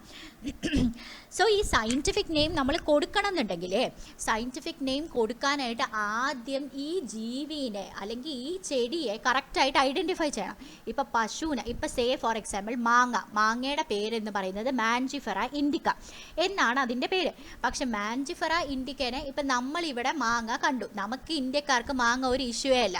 അതേസമയം ഈ പറയുന്നത് പോലെ വേറെ എവിടെയെങ്കിലും നമ്മുടെ വേറെ ഏതെങ്കിലും ഒരു നാട്ടിലുണ്ടെന്ന് ചോദിച്ചോ, കാനഡയിൽ മാങ്ങ ആദ്യമായിട്ടാണ് കാണുന്നതെന്ന് വിചാരിച്ചോ, അപ്പോൾ അവർക്ക് തോന്നും ഓക്കെ നമ്മൾ പുതിയ സ്പീഷീസിനെ കണ്ടുപിടിച്ചു. അപ്പോൾ അവർ പോയിട്ട് മാങ്ങേനെ കറക്റ്റായിട്ട് ഡിസ്ക്രൈബ് ചെയ്ത് വരുമ്പോഴാണ് കറക്റ്റായിട്ട് ഡിസ്ക്രൈബ് ചെയ്യണം. ഇത് ചെടിയിലാണ് ഉണ്ടായത്, ഇത് വലിയ ട്രീയിലാണ് ഉണ്ടായത്, ഇന്ന സ്വീറ്റ്നെസ് ആണുള്ളത്, ഇന്ന പുറന്തോടാണുള്ളത്, അതിൻ്റെ ഉള്ളിലാണ് പൾപ്പുള്ളത്, അതിൻ്റെ ഉള്ളിലാണ് സീഡുള്ളത്. കറക്റ്റായിട്ട് ഡിസ്ക്രൈബ് ചെയ്ത് വരുമ്പോഴായിരിക്കും അവർക്ക് മനസ്സിലാവുന്നത് ഓ ഇതിന് ഓൾറെഡി സയൻറ്റിഫിക് നെയിം ഉണ്ട്. സോ ഫസ്റ്റ് ആൻഡ് ഫോർമോസ്റ്റ് പേര് കൊടുക്കുന്നതിൻ്റെ ഏറ്റവും വലിയ പണി എന്ന് പറയുന്നത് we have to identify the correct organism and describe it പ്രോപ്പറായിട്ട് ഡിസ്ക്രൈബ് ചെയ്യണം. സോ നോമൻക്ലേച്ചർ ഇസ് പോസിബിൾ, പേര് കൊടുക്കുന്നത് is possible only when the organism is describe correctly and we know to what organism the name is attach to. ഇന്ന ഓർഗാനിസത്തിനാണ് ഈ പേര് attach ചെയ്തിരിക്കുന്നത് എന്ന് അറിഞ്ഞാൽ മാത്രമേ നമുക്ക് കറക്റ്റായിട്ട് പേര് കൊടുക്കാൻ പറ്റുള്ളൂ. മനസ്സിലായോ എന്താ സംഭവം എന്ന്? ഓക്കെ, അപ്പോൾ എന്താണ് ടെക്സ്റ്റിൽ പറഞ്ഞിരിക്കുന്നത് നോക്കാം.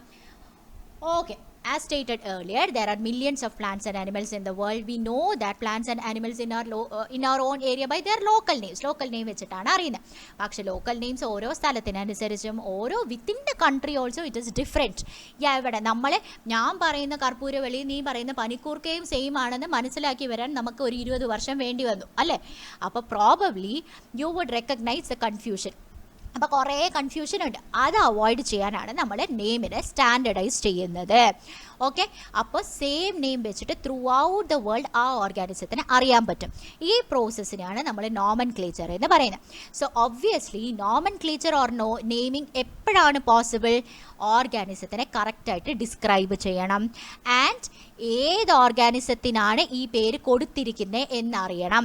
അങ്ങനെയാണെങ്കിൽ മാത്രമേ നമുക്ക് കറക്റ്റായിട്ട് പേര് നോമൻക്ലേച്ചറിൻ്റെ പ്രയോജനം ഉണ്ടാവുള്ളൂ. ഓക്കെ, ഓർഗാനിസത്തിനെ കറക്റ്റായിട്ട് ഡിസ്ക്രൈബ് ചെയ്യണം, മാത്രമല്ല we should know to which organism the name is attach to. ഇതിനെയാണ് ഐഡൻറ്റിഫിക്കേഷൻ എന്ന് പറയുന്നത്. So what is identification? ഓർഗാനിസത്തിനെ ഡിസ്ക്രൈബ് ചെയ്യുക കറക്റ്റായിട്ട്. രണ്ടാമത് in order to know to which organism the name is attached to. ഇതിനെയാണ് ഐഡൻറ്റിഫിക്കേഷൻ എന്ന് പറയുന്നത്. അപ്പോൾ ഇങ്ങനെ സയൻറ്റിഫിക് നെയിം കൊടുക്കുന്നത് എനിക്ക് ചുമ്മാ കയറിയിട്ട് കൊടുക്കാനൊന്നും പറ്റില്ല അല്ലേ. ഇപ്പോൾ ദിയയ്ക്ക് ദിയ എസ് പിള്ളൈ എന്ന് പറഞ്ഞിട്ട് കാണുന്ന തുളസീന് പേര് കൊടുക്കാൻ പറ്റുമോ? പറ്റില്ല. ഈ പറയുന്ന പോലെ സയൻറ്റിഫിക് ആയിട്ടുള്ള കുറേ പ്രൊസീജിയേഴ്സ് ഉണ്ട് എന്ന് പറയാം. There are lot of procedures in order to assign a scientific name ഓരോ ഓർഗാനിസത്തിനും കൊടുക്കുന്നതിന്. അപ്പോൾ കുറേ ബയോളജിസ്റ്റ് ചേർന്നിട്ട് ത്രൂ ഔട്ട് ദ വേൾഡുള്ള ബയോളജിസ്റ്റ് ചേർന്നിട്ടാണ് ഈ പ്രൊസീജിയേഴ്സിനെ ഉണ്ടാക്കിയിരിക്കുന്നത്. അപ്പോൾ പ്ലാന്റ്സിൻ്റെ പേര് കൊടുക്കുന്നത് എങ്ങനെയാണ്? പ്ലാന്റ്സിൻ്റെ പേര് കൊടുക്കാനായിട്ട് നമ്മളെ സഹായിക്കാൻ ഒരു വലിയ ഇൻ്റർനാഷണൽ ഓർഗനൈസേഷൻ ഉണ്ട്. അതാരാ? International code for botanical nomenclature. Okay, international code for botanical nomenclature എന്ന് പറയുന്ന ഒരു ഓർഗനൈസേഷൻ. ബോട്ടണിസ്റ്റ് എന്ന് പറഞ്ഞാൽ തന്നെ പ്ലാന്റ്സിനെ പറ്റി ഡീൽ ചെയ്യുന്ന ആൾക്കാരാണ്. അപ്പോൾ international code for botanical nomenclature അവർ കുറേ പ്രിൻസിപ്പിൾസ് പറയുന്നുണ്ട്, അവർ കുറേ ക്രൈറ്റീരിയ പറയുന്നുണ്ട്. അതിനനുസരിച്ചിട്ടാണ് പ്ലാന്റ്സിൻ്റെ സയൻറ്റിഫിക് നെയിം കൊടുക്കുന്നത്. അതേസമയം ഇതിൻ്റെ ഷോർട്ട് ഫോമും ഇതിൻ്റെ ഫുൾ ഫോമും ഇമ്പോർട്ടൻ്റ് ആണ് നീഡ് പെർസ്പെക്റ്റീവിൽ. ഓക്കെ, ഇനി അതേസമയം അനിമൽസിന് എങ്ങനെയാണ് പേര് കൊടുക്കുന്നത്? ആനിമൽ ടാക്സോണമിസ്റ്റ്, അതായത് അനിമൽസിന് ഈ കാറ്റഗറി ആയിട്ട് തിരിക്കുന്നതും അനിമൽസിന് പേര് കൊടുക്കുന്നതും എല്ലാം ഈ ആനിമൽ ടാക്സോണമിസ്റ്റിൻ്റെ പണിയാണ്. ഏത് കാറ്റഗറിയിൽ വരുന്നു, എന്താണ് അവരുടെ റിലേഷൻസ്, എല്ലാം ടാക്സോണമിസ്റ്റാണ് പഠിക്കുന്നത്. അപ്പോൾ ഇവർ എല്ലാവരും കൂടി ചേർന്നിട്ട് വേറൊരു ഓർഗനൈസേഷൻ ഉണ്ടാക്കി. എന്താണ്? വേറൊരു സംഭവം ഉണ്ടാക്കിയിട്ടുണ്ട്, international code of zoological nomenclature. അപ്പോൾ മറ്റേതെന്താ? International code for botanical nomenclature. ഇത് international code for zoological nomenclature. അപ്പോൾ ഇത് പ്രകാരമാണ് ആനിമൽസിൻ്റെ പേര് കൊടുക്കുന്നത്. ഈ ഒരു കോഡ് പ്രകാരമാണ് ആനിമൽസിൻ്റെ പേര് കൊടുക്കുന്നത്. സയൻറ്റിഫിക് നെയിമിൻ്റെ ഗുണം എന്താണ്? എല്ലാ ഓർഗാനിസത്തിനും ഒറ്റ പേരേ ഉള്ളൂ. ഒരു ഓർഗാനിസം, പശുവിന് ഉള്ള പേര് സെയിം ആണ്, ഒറ്റ എണ്ണമേ ഉണ്ടാവുള്ളൂ. എവറിവെയർ പശു is called by the same name എന്നുള്ളത് നമുക്ക് എൻഷുർ ചെയ്യാൻ പറ്റും. അതേപോലെ തന്നെ ഡിസ്ക്രിപ്ഷൻ ഓഫ് എനി ഓർഗാനിസം, എല്ലാ ഓർഗാനിസത്തിനെയും പ്രോപ്പറായിട്ട് ഡിസ്ക്രൈബ് ചെയ്തിട്ടുണ്ട്.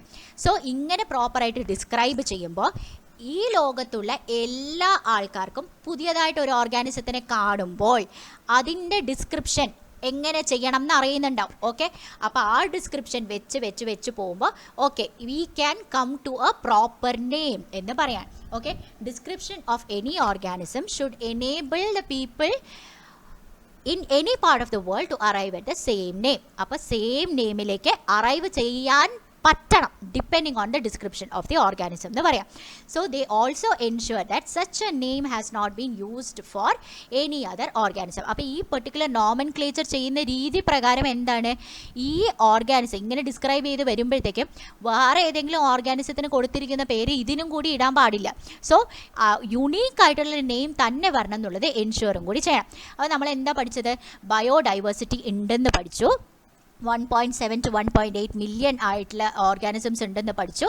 അത് ഓരോ സ്ഥലത്തും കുറേ പല റേഞ്ചിലുണ്ട്. അത് ഡിപ്പെൻഡ്സ് കേട്ടോ. എന്ന് പറഞ്ഞു കഴിഞ്ഞാൽ നമുക്ക് ചുറ്റും കാണുന്ന ഓർഗാനിസംസ് എന്ന് പറയുന്നത് ഡിഫറെൻ്റ് ആണ്. നമുക്ക് ചുറ്റും സമയത്തിനനുസരിച്ചിട്ട് ഓർഗാനിസംസ് ചേഞ്ച് ചെയ്യും. ഇപ്പം തന്നെ നമ്മൾ നോക്കിക്കഴിഞ്ഞാൽ പൊല്യൂഷൻ കുറഞ്ഞപ്പോൾ പല പുതിയ തരം പക്ഷികളും ഇവിടെ വരുന്നുണ്ട്. അതുപോലെ തന്നെ സ്ഥലത്തിനനുസരിച്ച് മാറുന്നുണ്ട്. ഇവിടെ കാണുന്ന പക്ഷികളും മൃഗങ്ങളും ആയിരിക്കില്ല രാജസ്ഥാനിൽ കാണുന്നത്. അതുപോലെ കൺട്രി അനുസരിച്ചിട്ട് മാറുന്നുണ്ട്. അതായത് ക്ലൈമാറ്റിക് കണ്ടീഷൻസ് അനുസരിച്ച് മാറുന്നുണ്ട്. Diversity, number of organism seen പല സ്ഥലത്തും ഡിഫറെൻ്റ് ആയിരിക്കും. അപ്പോൾ ഫോറസ്റ്റിൽ നോക്കിക്കഴിഞ്ഞാൽ number of organism is very very high എന്ന് പറയാൻ. ഓക്കെ, ഇനി കമ്മിങ് അഗെയിൻ നോമൻക്ലേച്ചർ എന്ന് പറയുന്നത് എന്താണ്? കറക്റ്റായിട്ട് പേരിടുക എന്ന് പറയുന്ന സംഭവമാണ് നോമൻക്ലേച്ചർ എന്ന് പറയുന്നത്. എന്തിനു വേണ്ടിയിട്ടാണ് പേരിടുന്നത്? We should be able to identify the organism correctly. രണ്ടാമത്തേത് എന്താണ്? ഈ പറയുന്ന ലോക്കൽ നെയിംസ് കുറേ എണ്ണം ഉണ്ട് in order to avoid confusion. അപ്പോൾ നോമൻക്ലേച്ചറിൻ്റെ അടിസ്ഥാനം എന്ന് പറയുന്നത് ഐഡൻറ്റിഫിക്കേഷനാണ്. ഐഡൻറ്റിഫിക്കേഷൻ എന്ന് പറയുന്നത് ഓർഗാനിസത്തിനെ കറക്റ്റായിട്ട് ഡിസ്ക്രൈബ് ചെയ്യുക. അത് മാത്രമല്ല ആൻഡ് ഓർഗാനിസത്തിന് എന്ത് പേരാണ് അറ്റാച്ച് ചെയ്തിരിക്കുന്നത് അതിനെ കറക്റ്റായിട്ട് തിരിച്ചറിയുക. ഇതിനെയാണ് ഐഡൻറ്റിഫിക്കേഷൻ എന്ന് പറയുന്നത്. അപ്പോൾ അതാണ് നമ്മുടെ പേരിടലിൻ്റെ അടിസ്ഥാനം എന്ന് പറയുന്നത് തന്നെ. ഓക്കെ, അതിന് വേണ്ടിയിട്ട് കുറേ കോഡ്, കുറേ സയൻറ്റിസ്റ്റ് എല്ലാവരും ചേർന്നിട്ട് എസ്റ്റാബ്ലിഷ് ചെയ്തിരിക്കുന്ന കുറേ പ്രൊസീജിയേഴ്സ് ഉണ്ട്. പ്ലാന്റ്സിൻ്റെത് പേരിടാൻ വേണ്ടിയിട്ട് ICBN international code for botanical nomenclature കൊണ്ടുവന്നിരിക്കുന്ന പ്രിൻസിപ്പിൾസും ക്രൈറ്റീരിയ ആണ് യൂസ് ചെയ്യുന്നത്.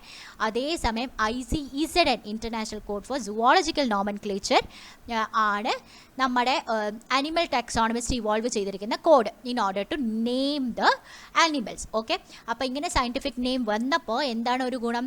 ഓർഗാനിസത്തിന് ഒറ്റ പേരേ ഉള്ളൂ. എവിടെയുള്ള പശുവിനാണെങ്കിലും ഒരേ പേരേ ഉള്ളൂ എന്നുള്ളത് എൻഷുർ ചെയ്യാൻ പറ്റും. ആൻഡ് ഡിസ്ക്രിപ്ഷൻ എന്ന് പറയുന്നത് എങ്ങനെ ഉണ്ടാവണം? ആ ഡിസ്ക്രിപ്ഷൻ ഓഫ് ഓർഗാനിസം വെച്ച് ഈ ലോകത്തെ എവിടെയുള്ള ആൾക്കാർക്കും സെയിം നെയിം കണ്ടുപിടിക്കാൻ പറ്റണം, സെയിം നെയിമിലേക്ക് എത്തിപ്പെടാൻ പറ്റുന്നതായിരിക്കണം ആ ഓർഗാനിസത്തിൻ്റെ ഡിസ്ക്രിപ്ഷൻ. ഓക്കെ, അതേപോലെ ഒരു കാര്യം കൂടി എൻഷുർ ചെയ്യേണ്ടത് എന്താണ്? നോമൻക്ലേച്ചറിൽ സെയിം നെയിം പല ഓർഗാനിസത്തിന് കൊടുക്കാൻ പാടില്ല എന്നുള്ളത് നമ്മൾ എൻഷുർ ചെയ്യണം. ഓക്കെ, അപ്പോൾ എല്ലായിടത്തെയും ബയോളജിസ്റ്റ് എങ്ങനെയാണ് പേരിടുന്നതെന്ന് അറിയോ? സയൻറ്റിഫിക് നെയിംസ് പേരിടാനായിട്ട് ചില ആക്സെപ്റ്റഡ് പ്രിൻസിപ്പിൾസ് ഉണ്ട്. ഇപ്പോൾ ഏതൊരു പേരിനാണെങ്കിലും 2 കോമ്പോണൻസ് ആണ് ഉള്ളത്. ജനറിക് നെയിമും അതുപോലെ സ്പെസിഫിക് എപ്പിത്തറ്റ്. ഓക്കെ, അങ്ങനെ 2 പേരുകളാണ് ഉള്ളത്. ഓക്കെ, ഇങ്ങനെ 2 കോമ്പണൻസ് ഉള്ള പേരിനെയാണ് ബൈനോമിയൽ നോമൻക്ലേച്ചർ എന്ന് പറയുന്നത്. ഓക്കെ, അപ്പോൾ ഒന്നുകൂടി നോക്കിയേ.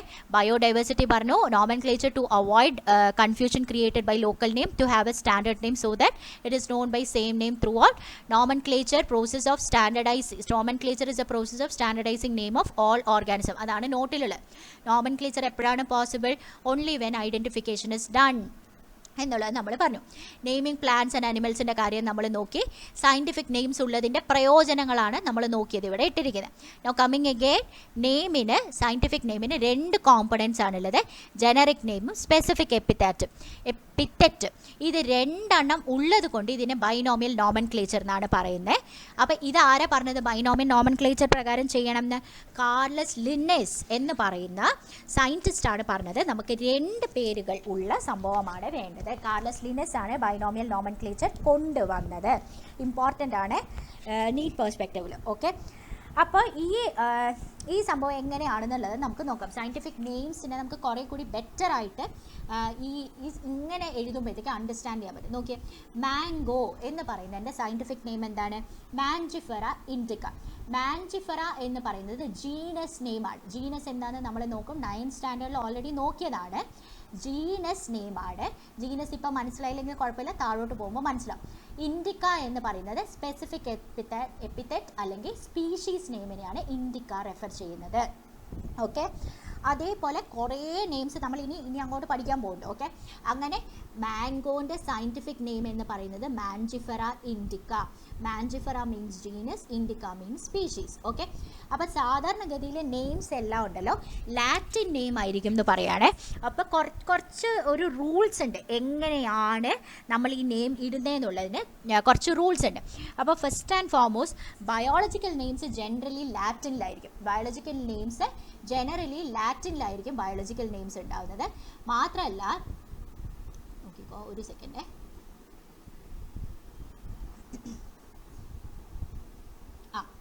ലാറ്റിനിലായിരിക്കും ഉണ്ടാവുന്നത്. ആൻഡ് ഫസ്റ്റ് വേർഡ് എപ്പോഴും ജീനസ് ആയിരിക്കും and second word specific epithet ആയിരിക്കും. ഓക്കെ, അപ്പോൾ ബോത്ത് 2 വാക്കുകളെയും നമ്മൾ എഴുതുകയാണെങ്കിലുണ്ടല്ലോ, കൈകൊണ്ട് എഴുതുകയാണെങ്കിൽ അതിനെ സെപ്പറേറ്റ് ആയിട്ട് അണ്ടർലൈൻ ചെയ്യണം. സെപ്പറേറ്റ് ആയിട്ട് അണ്ടർലൈൻ ചെയ്യണം. അതേസമയം പ്രിൻറ്റ് ചെയ്യുകയാണ് ചെയ്യുന്നതെന്നുണ്ടെങ്കിൽ നമ്മൾ അതിനെ ഇറ്റാലിക്സിലാണ് എഴുതുക. ഇറ്റാലിക്സ് എന്ന് പറഞ്ഞാൽ ചെരിച്ചിട്ടാണ് പ്രിൻറ്റ് ചെയ്യേണ്ടത്. ഓക്കെ, അത് എന്തിനു വേണ്ടിയിട്ട് ചെരിച്ച് പ്രിൻറ്റ് ചെയ്യണേ? In order to indicate the Latin origin. Okay, ഇനി ഫസ്റ്റ് വേർഡ് ക്യാപിറ്റലിൽ കൊടുക്കണം, സ്പെസിഫിക് എപ്പിത്തറ്റ് സ്മോൾ ലെറ്ററിൽ കൊടുക്കണം. അപ്പോൾ അത് ഞാൻ കാണിച്ചു തരാം എന്തൊക്കെയാണ് അതിൻ്റെ റൂൾസ്. ഒന്നുകൂടി നമുക്ക് നോക്കാം. നോക്കിയേ, ഇതാണ് സംഭവം. മാൻജിഫെറ ഇൻഡിക്ക കണ്ടോ, പ്രിൻറ്റ് ചെയ്തത് കാരണം നമ്മൾ ഇറ്റാലിക്സിലാണ് പ്രിൻറ്റ് ചെയ്തത്. നമ്മൾ കൈകൊണ്ട് എഴുതുകയാണെങ്കിൽ ഇവിടെ ഒരു അണ്ടർലൈൻ കൊടുക്കണം, എന്നിട്ട് സ്പേസ് ഇട്ടിട്ട് രണ്ടാമത്തേന് വേറെ അണ്ടർലൈൻ കൊടുക്കണം. സോ ബയോളജിക്കൽ നെയിംസ് ജനറലി ലാറ്റിനിലായിരിക്കും, ജനറലി റിട്ടൺ ഇൻ ഇറ്റാലിക്സ് ആയിരിക്കും, അല്ലെങ്കിൽ കിട്ടിയ സാധനത്തിനെ ലാറ്റിനൈസ് ചെയ്തിട്ടായിരിക്കും എഴുതുന്നത്. അത് എവിടെ ഒറിജിൻ ചെയ്താൽ, ആഫ്രിക്കയിൽ കണ്ടുപിടിച്ചാലും ലാറ്റിൻ ആക്കിയിട്ട് വേണം നമ്മളതിൻ്റെ പേരിടാനായിട്ട്. ഓക്കെ, ആദ്യത്തെ വാക്ക് ജീനസിനെ ഇൻഡിക്കേറ്റ് ചെയ്യും, സെക്കൻഡ് വാക്ക് എന്ന് പറയുന്നത് സ്പെസിഫിക് എപ്പിത്തറ്റിനെയാണ് നമ്മൾ ഇൻഡിക്കേറ്റ് ചെയ്യുന്നത്. And both words in the biological name hand written ആണെങ്കിൽ സെപ്പറേറ്റ് ആയിട്ട് അണ്ടർലൈൻ ചെയ്യണം. പ്രിൻറ്റ് ചെയ്യുകയാണെന്നുണ്ടെങ്കിൽ അതിന് ഇറ്റാലിക്സിൽ എഴുതണം in order to indicate the Latin origin. First word genus start ചെയ്യുന്ന ഫസ്റ്റ് ലെറ്റർ ഉണ്ടല്ലോ, അത് ക്യാപിറ്റൽ വെച്ച് കൊടുക്കണം.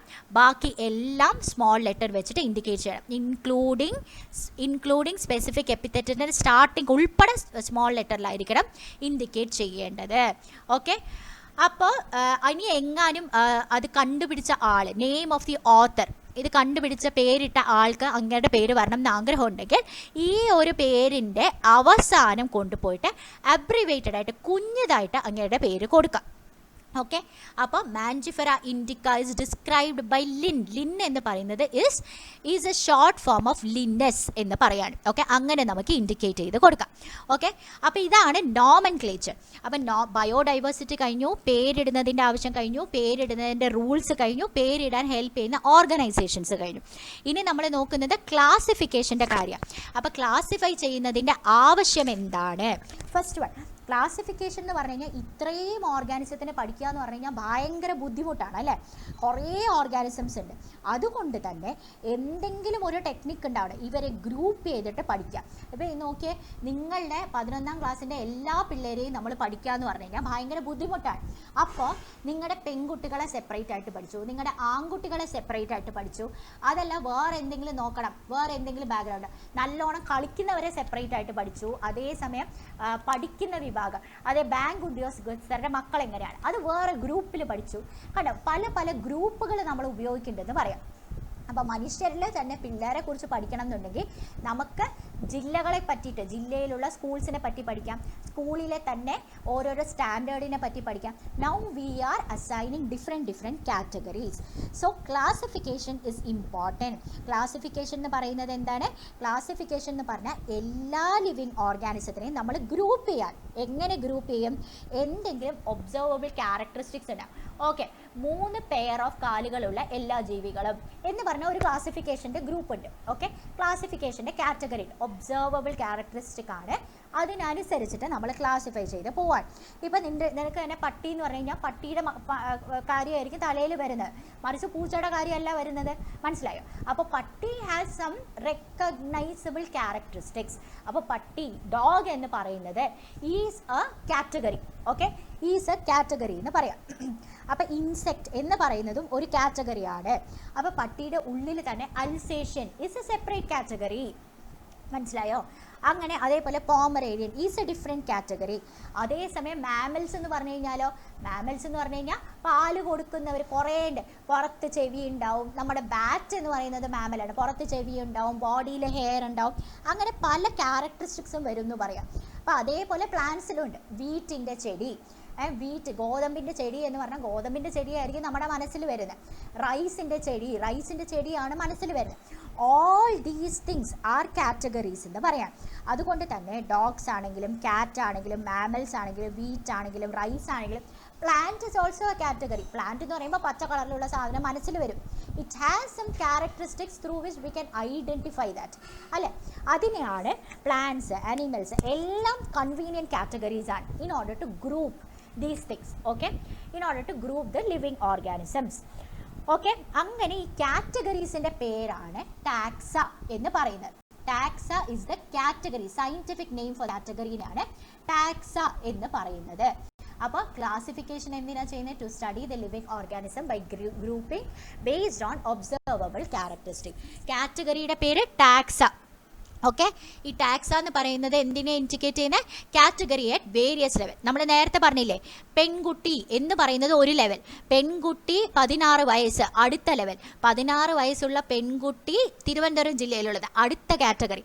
തിരുവനന്തപുരം ജില്ലയിലുള്ള പെൺകുട്ടി 16 വയസ്സുള്ളത് തിരുവനന്തപുരം ജില്ലയിലുള്ളത് ഇന്ന സ്കൂളിൽ പഠിക്കുന്നത് അടുത്ത ലെവൽ. പല പല കാറ്റഗറീസ് ഉണ്ട്, പല പല ലെവലിലുള്ള പല പല കാറ്റഗറീസ് ഉണ്ട്. ഓക്കെ, അപ്പോൾ ഇതിൽ തന്നെ പ്ലാന്റ് എന്ന് പറയുന്നത് ടാക്സയാണ്, 16 വയസ്സെന്ന് പറയുന്നത് ടാക്സയാണ്, പെൺകുട്ടി എന്ന് പറയുന്നത് ടാക്സയാണ്.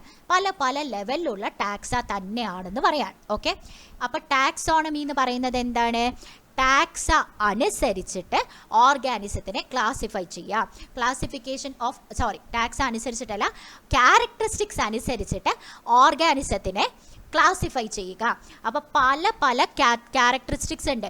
ഈ പറയുന്നത് പോലെ നടക്കാൻ പറ്റും, മൂവ്മെൻറ്റ് ഉള്ളതാണോ അല്ലയോ, അതൊരു ക്യാരക്ടറിസ്റ്റിക്സ് ആണ്.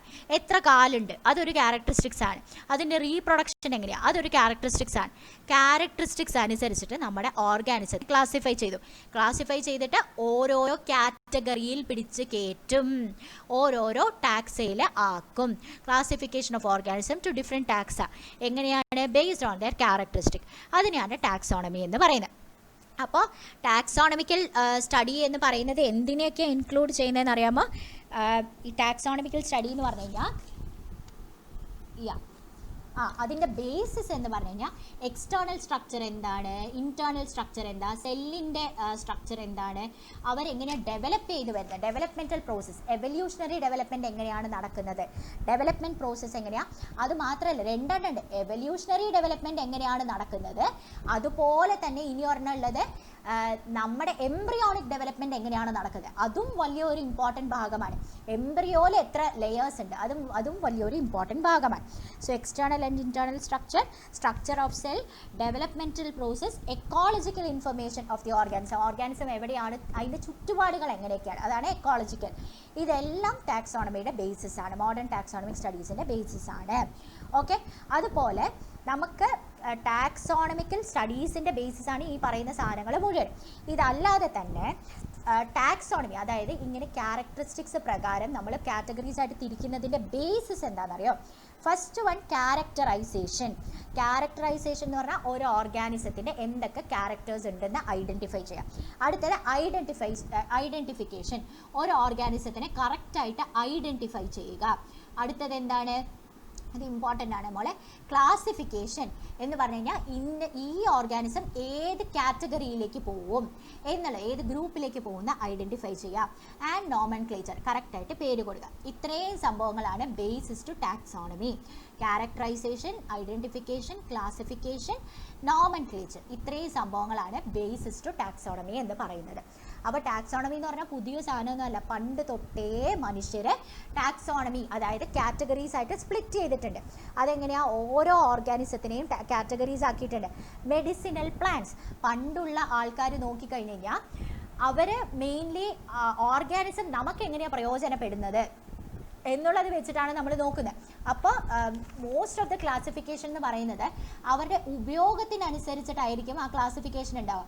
ഇപ്പോൾ പണ്ട് ഉള്ള മനുഷ്യരുടെ എങ്ങനെയാണ്, നമ്മൾ ഭക്ഷണത്തിന് വേണ്ടി ഉപയോഗിക്കുന്നത്, നമ്മൾ തുണിക്ക് വേണ്ടിയിട്ട് യൂസ് ചെയ്യുന്നത്, അല്ലെങ്കിൽ ഷെൽട്ടറിന് വേണ്ടിയിട്ട് യൂസ് ചെയ്യുന്നത്, ആ രീതിയിലാണ് ക്ലാസിഫിക്കേഷൻ ഉണ്ടായിരുന്നത്. Earliest classification was based on uses of the organism.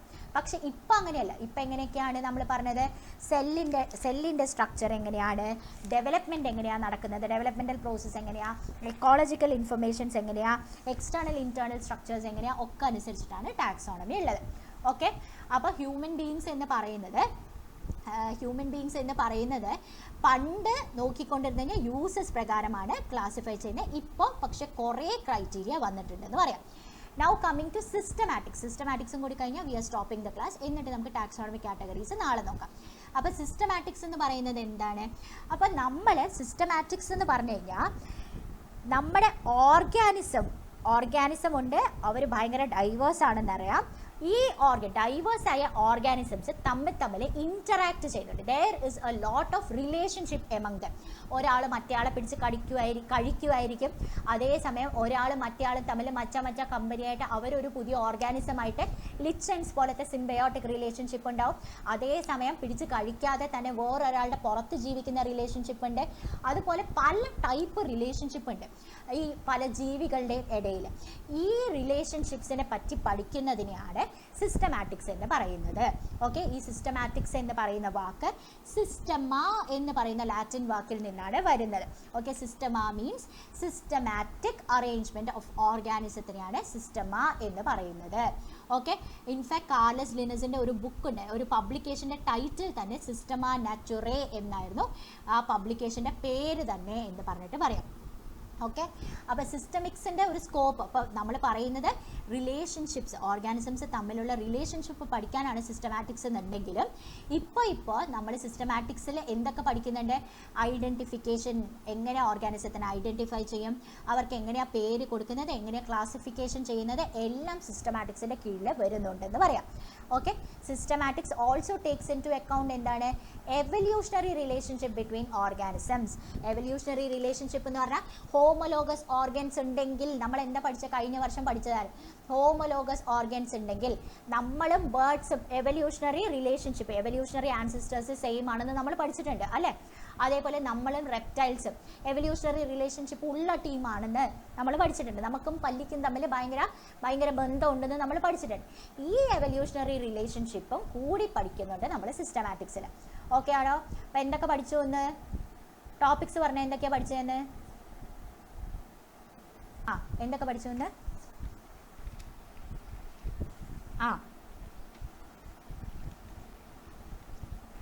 ഈ ലിവിങ് തിങ്സിൻ്റെ ഡിഫൈനിങ് പ്രോപ്പർട്ടി എന്ന് പറഞ്ഞാൽ എന്താണെന്ന് പഠിച്ചു. പിന്നെ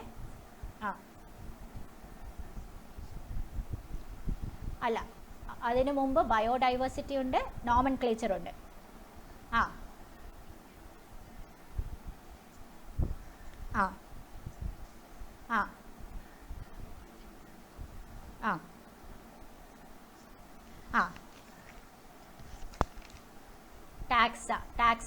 ടാക്സ പഠിച്ചു, ടാക്സോണമി പഠിച്ചു, പിന്നെ സിസ്റ്റമാറ്റിക്സ് പഠിച്ചു.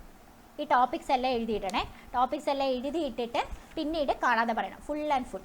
ഓക്കെ, റിവിഷൻ്റെ മറ്റേത് റിവിഷൻ അപ്പം ചെയ്തു പോക്കാം. ഈ ചാപ്റ്റേഴ്സൊക്കെ തുടക്കത്തിലുള്ള ചാപ്റ്റേഴ്സ് അല്ലേ, അപ്പോൾ പരീക്ഷയ്ക്ക് ഇപ്പം ആവശ്യം വരുന്ന, അപ്പോൾ ഉടനെ റിവിഷൻ ചെയ്തു പോക്കാം. അപ്പോൾ എങ്ങനെയാണ് റിവൈസ് ചെയ്യേണ്ടതെന്ന് അറിയാമല്ലോ അല്ലേ? ടോപ്പിക്സ് ആദ്യം പറയുക, അതിൻ്റെ സബ് ടോപ്പിക്സ് പറയുക, എന്നിട്ട് അതിൻ്റെ സബ് ടോപ്പിക്സ്, അത് പ്രകാരം ഫുൾ ഇപ്പോൾ പറ്റുന്നുണ്ടോ? ഹ്യൂമൻ ഫിസിയോളജിയൊക്കെ ഓൾമോസ്റ്റ് കാണാതെ പറയാൻ പറ്റുന്നുണ്ടോ ടെക്സ്റ്റ് മുഴുവനും? C that is A thing. ഈ രീതിയിൽ പ്രാക്ടീസ് ചെയ്ത് പോയി കഴിഞ്ഞാൽ you will be thorough with NCERT എന്ന് പറയാം. സോ ഈ പ്രാക്ടീസ് നടന്നുകൊണ്ട് പോട്ടെ. ഓക്കെ, ശരി ശരി.